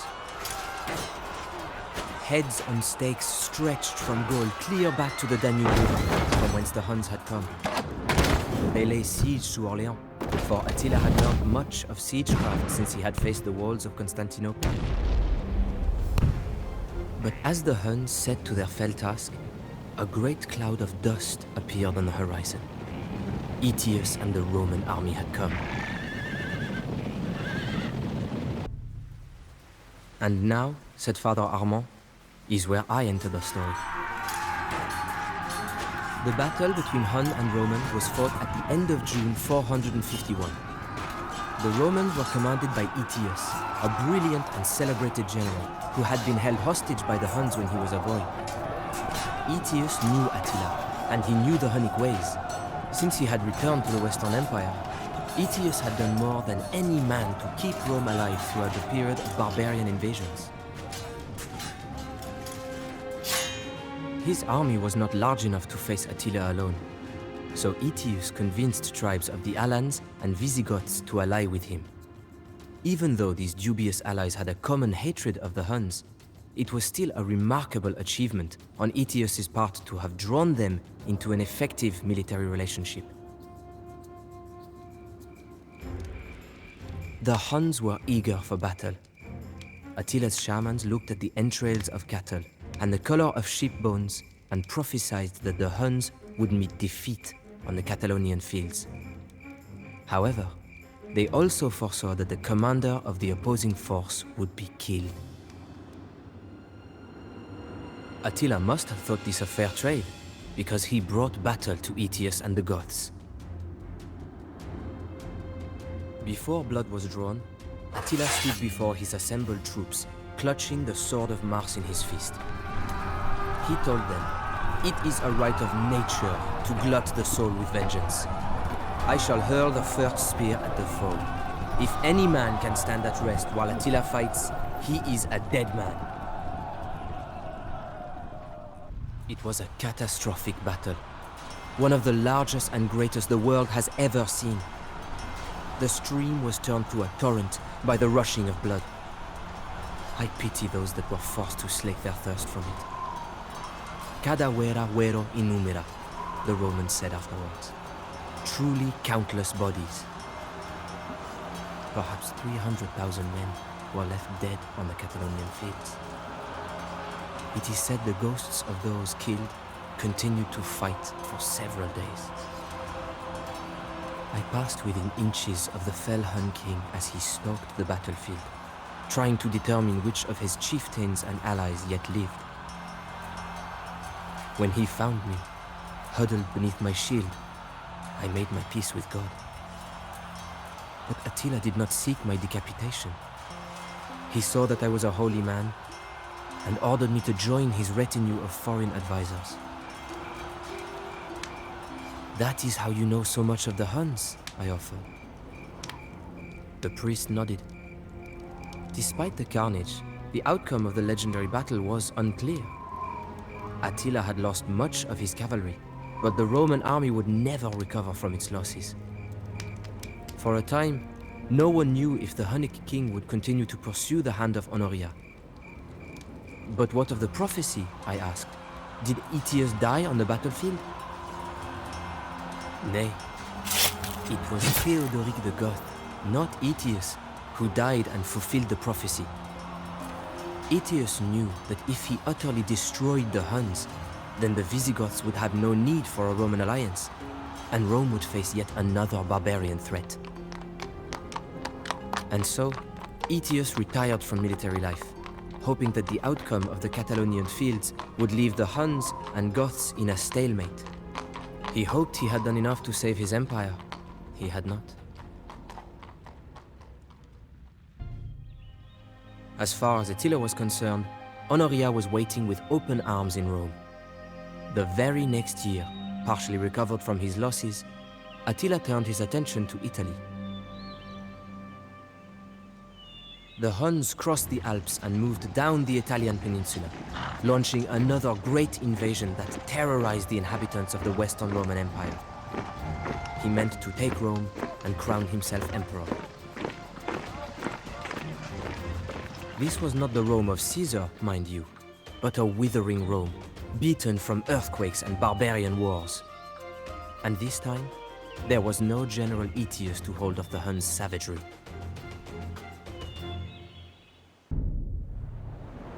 The city of Aquileia at the tip of the Adriatic was wiped off the face of the earth.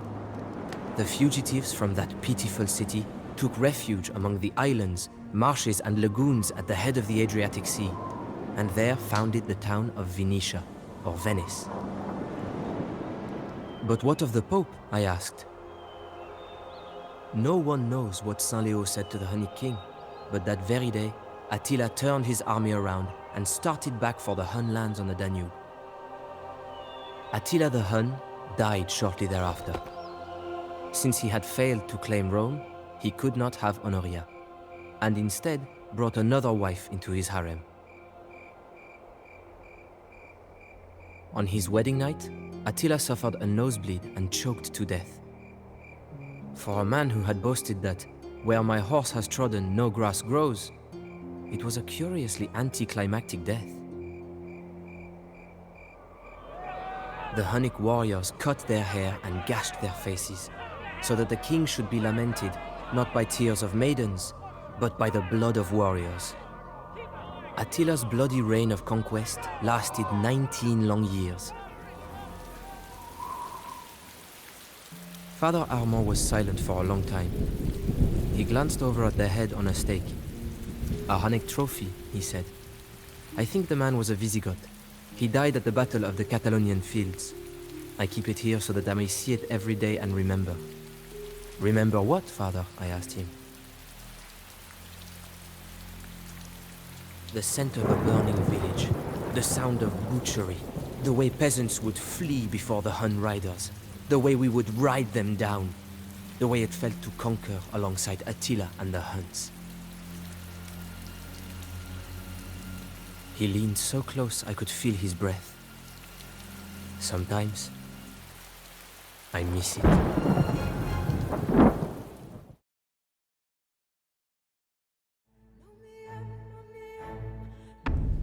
We could not make camp in the damp forest glade, so I led my companions along an old path towards the base of the mountain.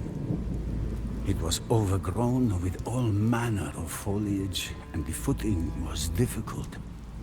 Armor and weapons littered the path, and stakes stood tall, covered with vines and moss. Glancing around, I spotted a magnificent blade. Light yet firm and unblemished by the elements, it shone in the rain and lightning, a lone light in the darkening trail. The hilt was fashioned from steel, inlaid with silver and gold to form the figure of a defiant, wingless dragon. As we reached the summit, I could not believe my eyes. A ruined yet imposing castle loomed above us. Quietly rejoicing, my comrades moved towards their new camp. Then, we heard the howls. Two massive wolves bounded out of the door of the castle towards my soldiers. Fearing for their lives, they drew weapons, only to hear a voice from the shadows address the wolves, or the men, in a thick Wallachian accent. "Stand down, fellows!" Throwing large slabs of meat to the ravenous wolves, he calmed them and satiated their hunger. Then he turned to us.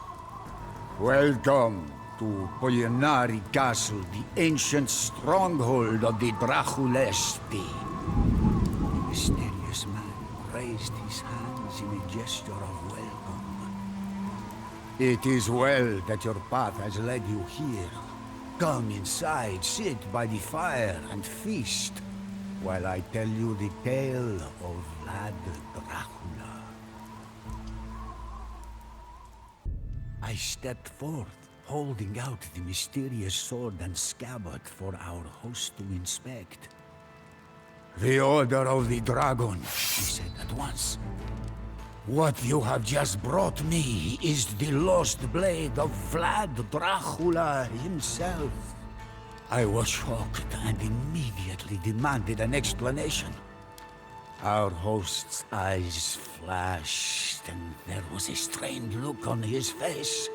Finally, the rush of memories seemed to slow and become more controlled. That is a long story. But then again, we have a long time until dawn. Dracula sought refuge at the Moldavian court. There, he learned that Vladislav II had begun to mediate peace talks between the Ottomans and Hungarians, securing his position as voivode of Wallachia. Furious, Dracula swore vengeance on Ottomans, Wallachian boyars, and Danish clansmen alike. Dracula knew that he needed to enlist the aid of the Hungarians against Vladislav II, whose policies favored the Ottomans.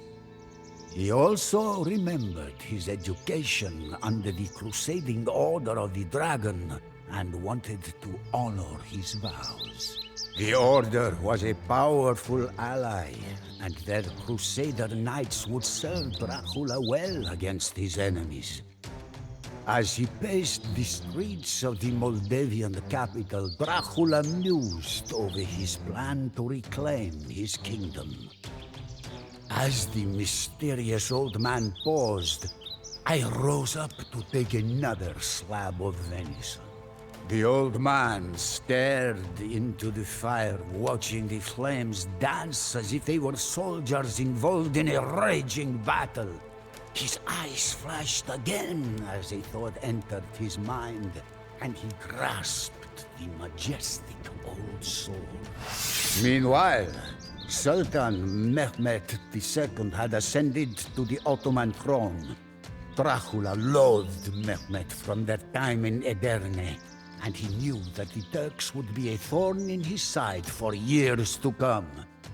In 1453 they had conquered Constantinople, but they were presently occupied with campaigns in Greece and Serbia. Bogdan II, Dracula's cousin and the new voivode of Moldavia, had heard of his kinsman's plight and offered his help. If Dracula could cross the Carpathian Mountains into Transylvania and ally with Hungary, then they could launch a three-pronged assault on Vladislav II and the Turks. The elderly man gave a thin smile. Tenacity of mind can compensate for other disadvantages. As Dracula slaughtered untold numbers of enemy troops, the large circle of impaled men outside Targovishta grew to awe and disgust travelers for weeks to come.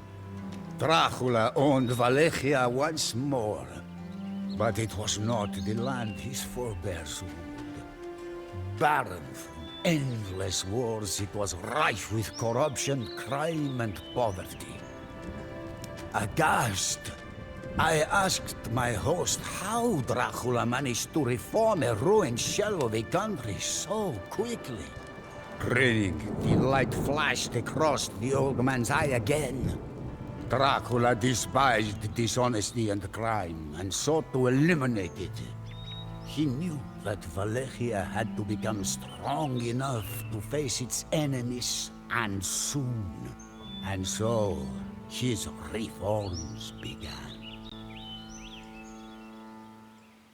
The punishment for all offenses was death, for Dracula needed to make an example of criminals. Under his strong rule, trade was reopened and the economy blossomed. Proud of his achievement, Dracula placed a golden cup in the central square of Targovishta. The cup was never once touched throughout his reign. I was shocked. The fear of the stake was surely enough to prevent crime, but to rule Wallachia while simultaneously evading the plots of the boyars was no small feat.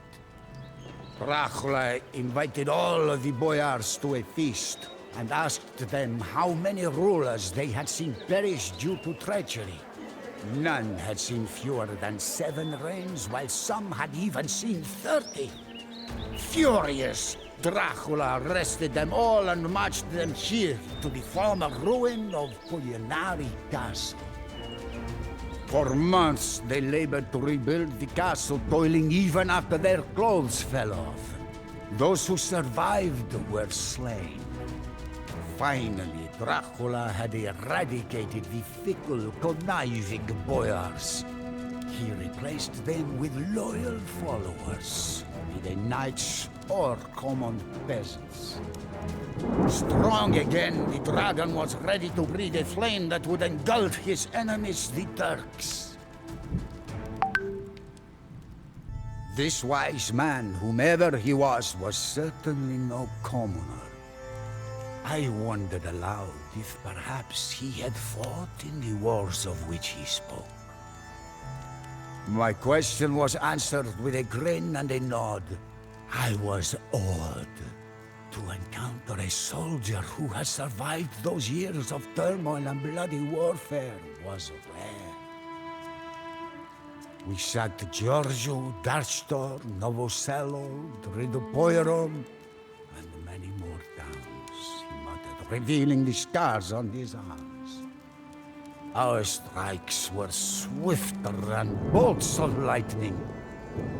Yes, we have peace now, but I have never found it. Not a single day goes by when I do not think about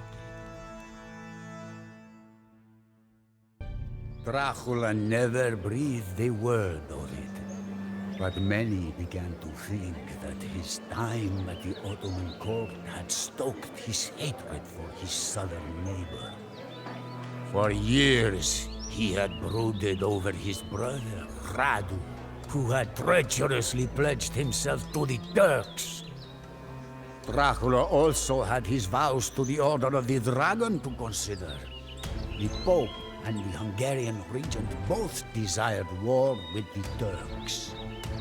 In the year 1462, Sultan Mehmed II renewed his efforts and sent a force of 18,000 into Wallachia.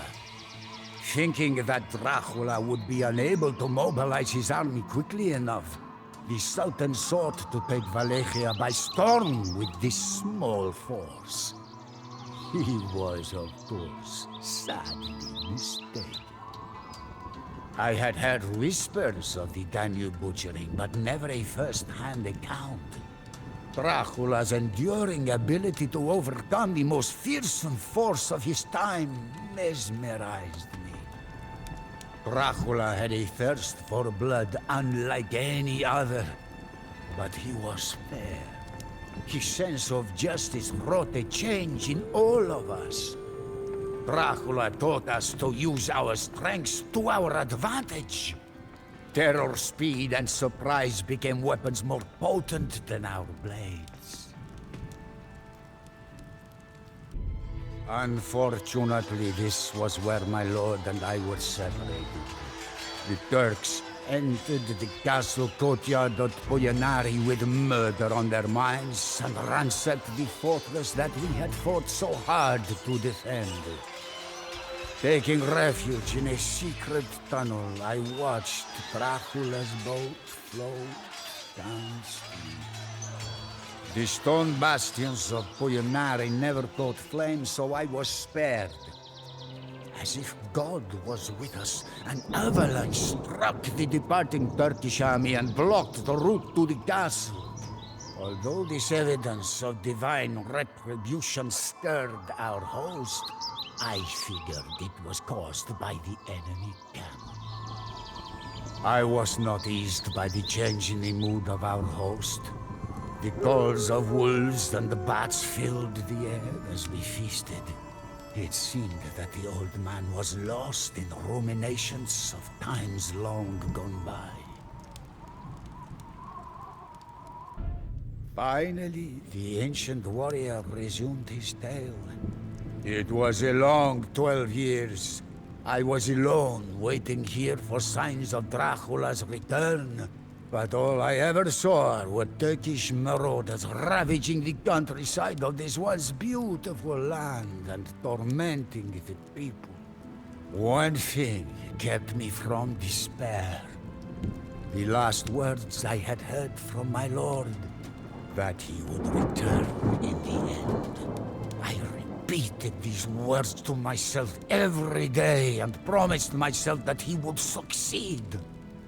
It was a fool's hope, but it was the best that I had. So I endured.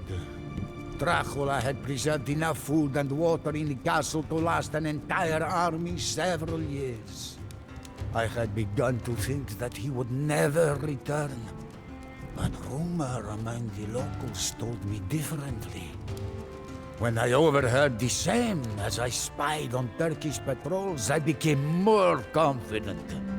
I shuddered at the sight of the land that he would return to.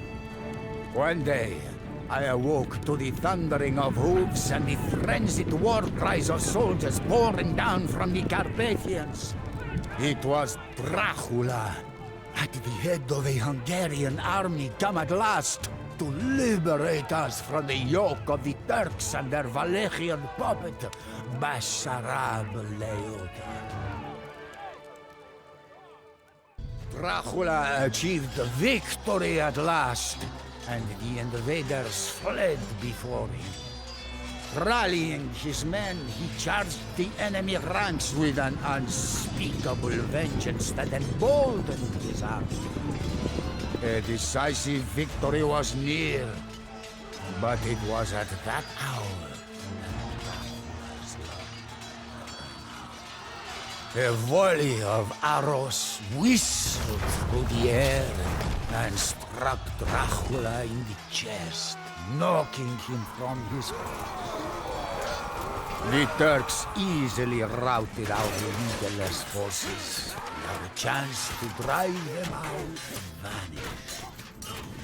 The occupation resumed, and the survivors despair. The memory of a great man endures forever. As a token of gratitude, I invited our host to join us in a pilgrimage to the monastery at Snagaf to pay our respects to Dracula's grave.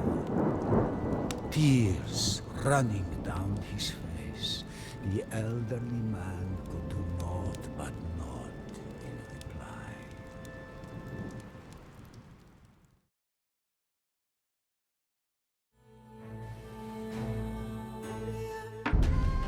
Like a swarm of locusts, the Mongol horde emerged from the east, driven by a madman named Genghis Khan.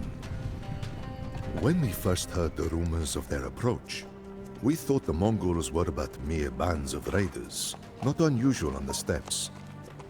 But when spies from the east told us that the Mongols had utterly destroyed the Persian Empire, putting its civilians to the sword and burning its cities to ash in 3 short years, we realized that we had severely underestimated them. Not much later, our own people faced this new scourge. Our Kipchak brethren to the east fought bravely, but were easily defeated, and several of their Khans were captured. The Mongols buried the Kipchak Khans alive underneath a podium on which the Mongol commander, Subutai Bahadur, sat to celebrate his victory.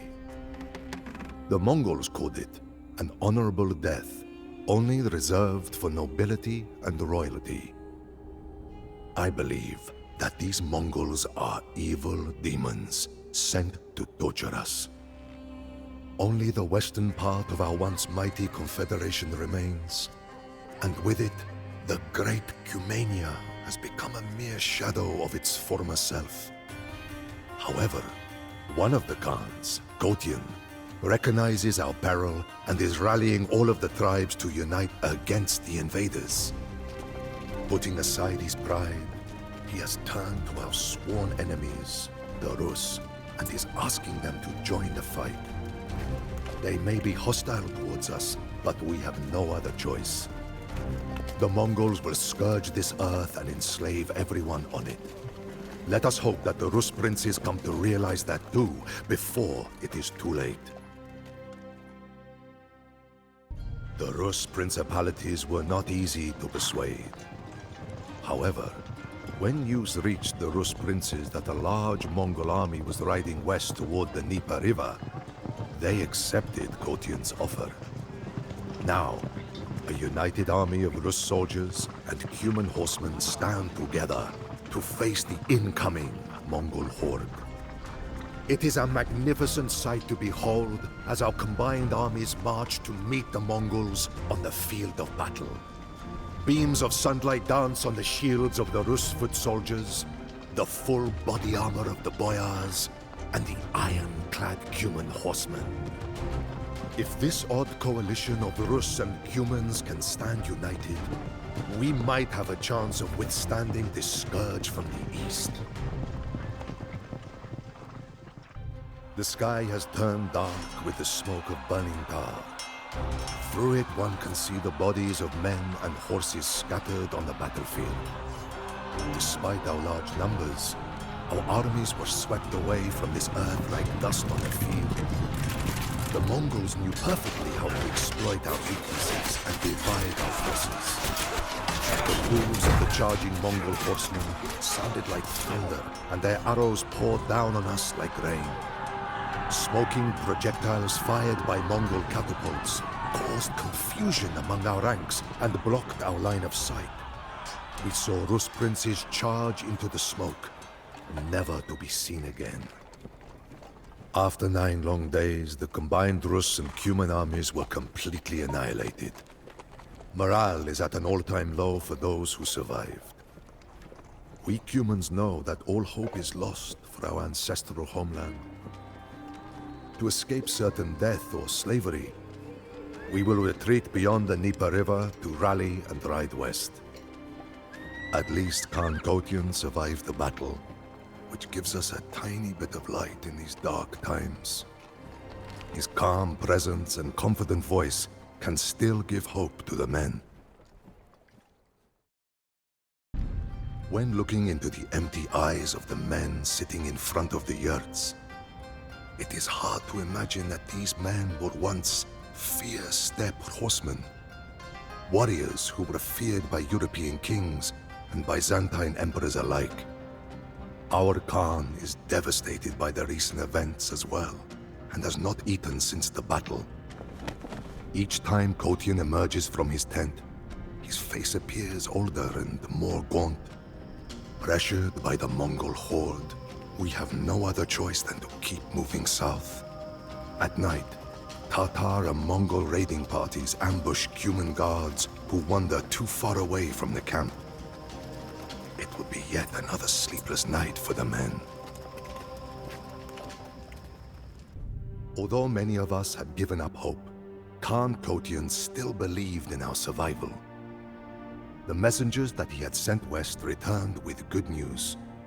Even though we did not expect much grace from the Europeans that we raided for so many centuries, King Bela IV of Hungary offered our people asylum in his country. For the first time in months, our people rejoiced. However, before we leave for Hungary, we must first save our kinsmen trapped by Mongol and Tatar raiders in nearby Wallachia. The situation is dire, but news reached us that a fellow Khan named Gurgen is fighting off the enemy raids, trying to rescue our people. If we can reach him in time and rally the remaining tribes, we might have a chance of saving what is left of the free humans. Although our people numbered up to 40,000 men, women and children, the Hungarian king welcomed us with open arms. Hungarians and Cumans greeted each other amicably and festivities ensued for days. Our leaders were baptized by the Hungarian priests, and many of our people followed their example. When the festivities end, we will settle in the Hungarian valleys, set up our yurts there, and send our herds out to the fields. Everything seems to be better now. Still, we should not get too comfortable with the Mongol army converging on the Hungarian border. Our horsemen will help the Hungarians defend their lands, but we are not the only ones who have come to their aid. Duke Frederick of Austria, an old rival of King Bela, has come to Hungary with a company of heavy-armored German knights. We are suspicious of these strangers, but there is no time for internal squabbling, not in such dire times. Treachery. While attending a lavish feast thrown by a Hungarian lord, Khan Kotyan was murdered in cold blood by Hungarian and German knights. Our people are outraged and are out for blood. The Hungarians think we will scatter without Kotyan's leadership, but they are wrong. They have united us in pursuit of one goal, to avenge the death of our one true Khan. Our clan leaders have come together and taken an oath according to the old human traditions. With sword in hand over a dead dog cut in two, they swear not to dismount their horses until Kotyan's death has been paid back in blood. If our leaders fail to honor their oath, their own clansmen will ensure that they suffer the same fate as the dog that they swore the oath upon. That is the way of the Cumans. We will act before the combined armies of Frederick and the Hungarian lords arrive. We know that there is a safe haven to the south in Bulgaria. The Bulgarian emperor is of Cuman descent and is ready to provide safe passage for our elderly and young. In the meantime, all men and women able to mount a horse will venture out to raid the Hungarian countryside. Our vengeance will be swift and thorough. We will show no mercy. Hungary will burn. We left no stone unturned and spared no living being. Every shack, hovel and hut was burned to the ground, all livestock killed, and all farms trampled to dust. After we had plundered the last village before crossing into Bulgaria, I looked over my shoulder and saw nothing but a nightmarish vision of red and black, as if we had brought hell to the surface of the earth itself. The Hungarians will think twice in the future before double-crossing us. After we left Hungary, weakened and defenseless, the Mongols invaded, defeated King Bela and his army, and devastated the country once more. The kingdom is in such a poor state that refugees say that the church bells in Hungary have been quiet for weeks, and wild animals now roam the streets of the cities. King Bela fled to Austria, where Duke Frederick used the king's weak position to extort land and make him swear fealty to the Holy Roman Emperor. Just like us, King Bela fell for the treachery of the Austrian Duke and the Hungarian nobles. Our people stand at the crossroads. We received a letter from King Bela pleading with us to return to Hungary and help him deal with those who wronged us. Many of our leaders are not convinced and still wish to go to Bulgaria. It is not an easy decision, but it is I who have to make it. For I am the new Great Khan of the Cumans, and they depend on my wisdom. I am no Kotyan, but I will follow in his footsteps and ensure the survival of our people and their legacy, something which he had fought so hard for. It has been years since I last saw the lands of my ancestors. Although I still often find myself awash in fond memories of my younger years on the Eurasian steppes, I do not grieve, for it is fate that has led us here. Our people have spread out to all corners of the world, leaving a strong mark on it. In Hungary, the daughter of Kotyan married the eldest son of King Bela, and many of our people live there in peace now. The Cumans, who were enslaved and sold by the Mongols years ago, have carved out a new empire in the Middle East. I even heard that these Mamluks, as they are now called, have defeated the Mongol army invading Syria, halting their relentless expansion once and for all. Much blood has been spilled, but I can see a bright future for the people of former Cumania. One where we, like our ancestors before us, will keep on shaping the records of history.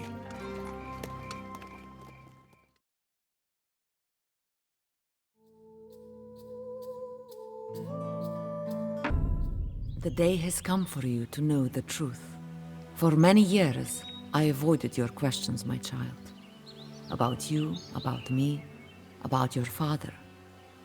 But you must know, you're not from here. Your homeland is to the north, in Bulgaria. Let me tell you a tale. Once, a powerful noble named Constantine led a rebel army to Turnovo, the capital of Bulgaria. The reigning Tsar, a murderer who had usurped the throne, fled with his son Ivan to the court of the Roman Emperor. The grateful nobles of Bulgaria a class of men called the Bolyars, proclaimed Constantine Tsar. The new king brought peace to Bulgaria. He wed the emperor's niece and even arranged the marriage of the Roman ruler's daughter to a one-eyed Mongol Khan. But such peace was not to last. Men are like wolves. They smell weakness. While riding, the Tsar fell from his horse, shattering his legs and spine. The crippled Tsar watched helplessly as his kingdom descended into anarchy. Tatar raiders invaded his lands, while the Bolyars busied themselves with increasing their own power. For fear of the raiders' torch, the peasants accepted the Bolyars' whip. A most unlikely man changed this fate. A common pig farmer appeared in a small village. His hands were calloused, and his weathered face was like that of any man who worked for his livelihood. But this man was different. Not only did he urge the people to resist the Tatars, but he somehow turned his words into action, leading a militia to defend the villages. Soon, his unlikely successes attracted the attention of far more powerful and ruthless men. Sometimes, the actions of others force us to make drastic decisions. Such was the case with Ivaylo. Whatever his intentions, the armed band he led grew beyond him. It became a force of fury and of revenge. Having overthrown their masters, the peasants took vengeance on the hated nobles, murdering their families before blinding them with scorching hot needles. Ivaylo himself was said to have slain Constantine. The Tsar's severed head was carried by a horseman to Turnovo, the capital. There, it was presented to the Tsar's wife, Maria, and their 7-year-old son. After her husband's murder, the Tsarina ruled the kingdom in disarray. Though this would have challenged even the most capable Tsar, the dark-haired Greek princess was greater than most men. Beautiful and cunning, Maria Paleologina Cantacuzene was a daughter of two of the greatest families in Constantinople.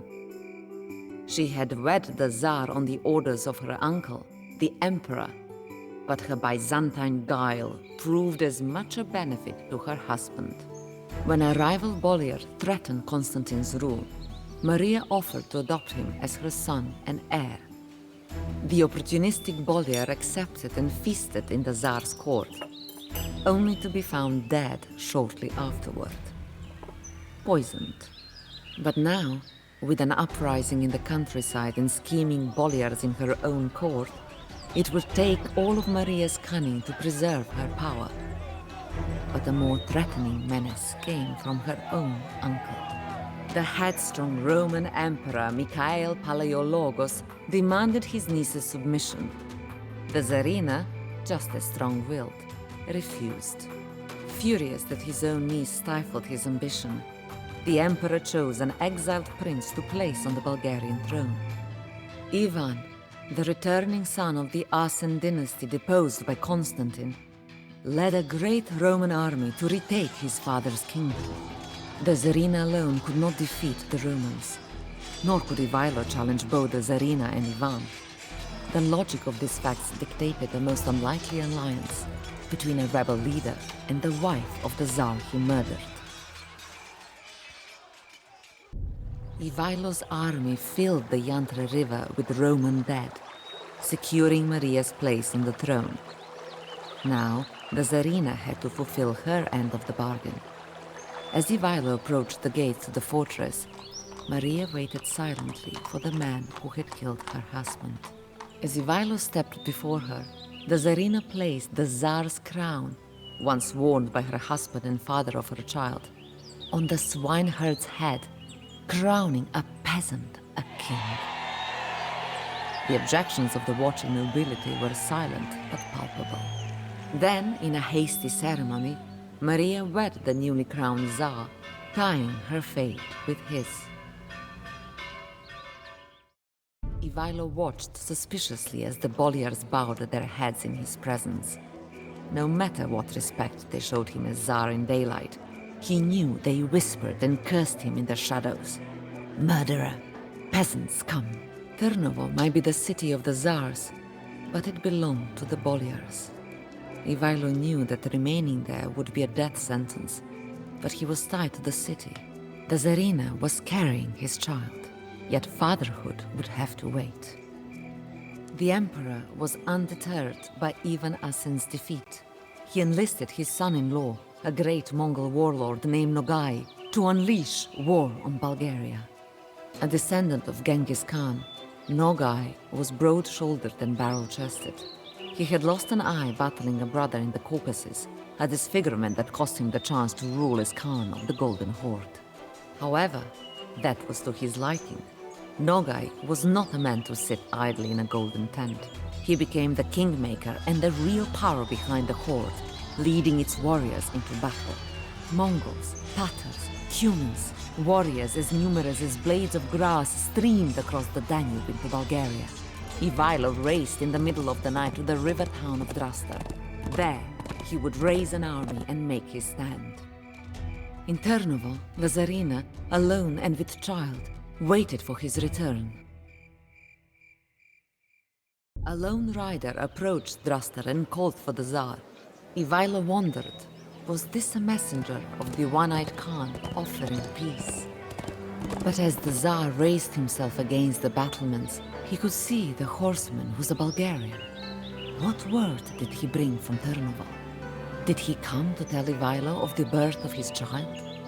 No, the rider bore a message which chilled Ivaylo and the survivors of the siege. Tsar, the horseman began, your men in Turnovo are dead, murdered by the Bolyars who have opened the gates to Ivan Asen.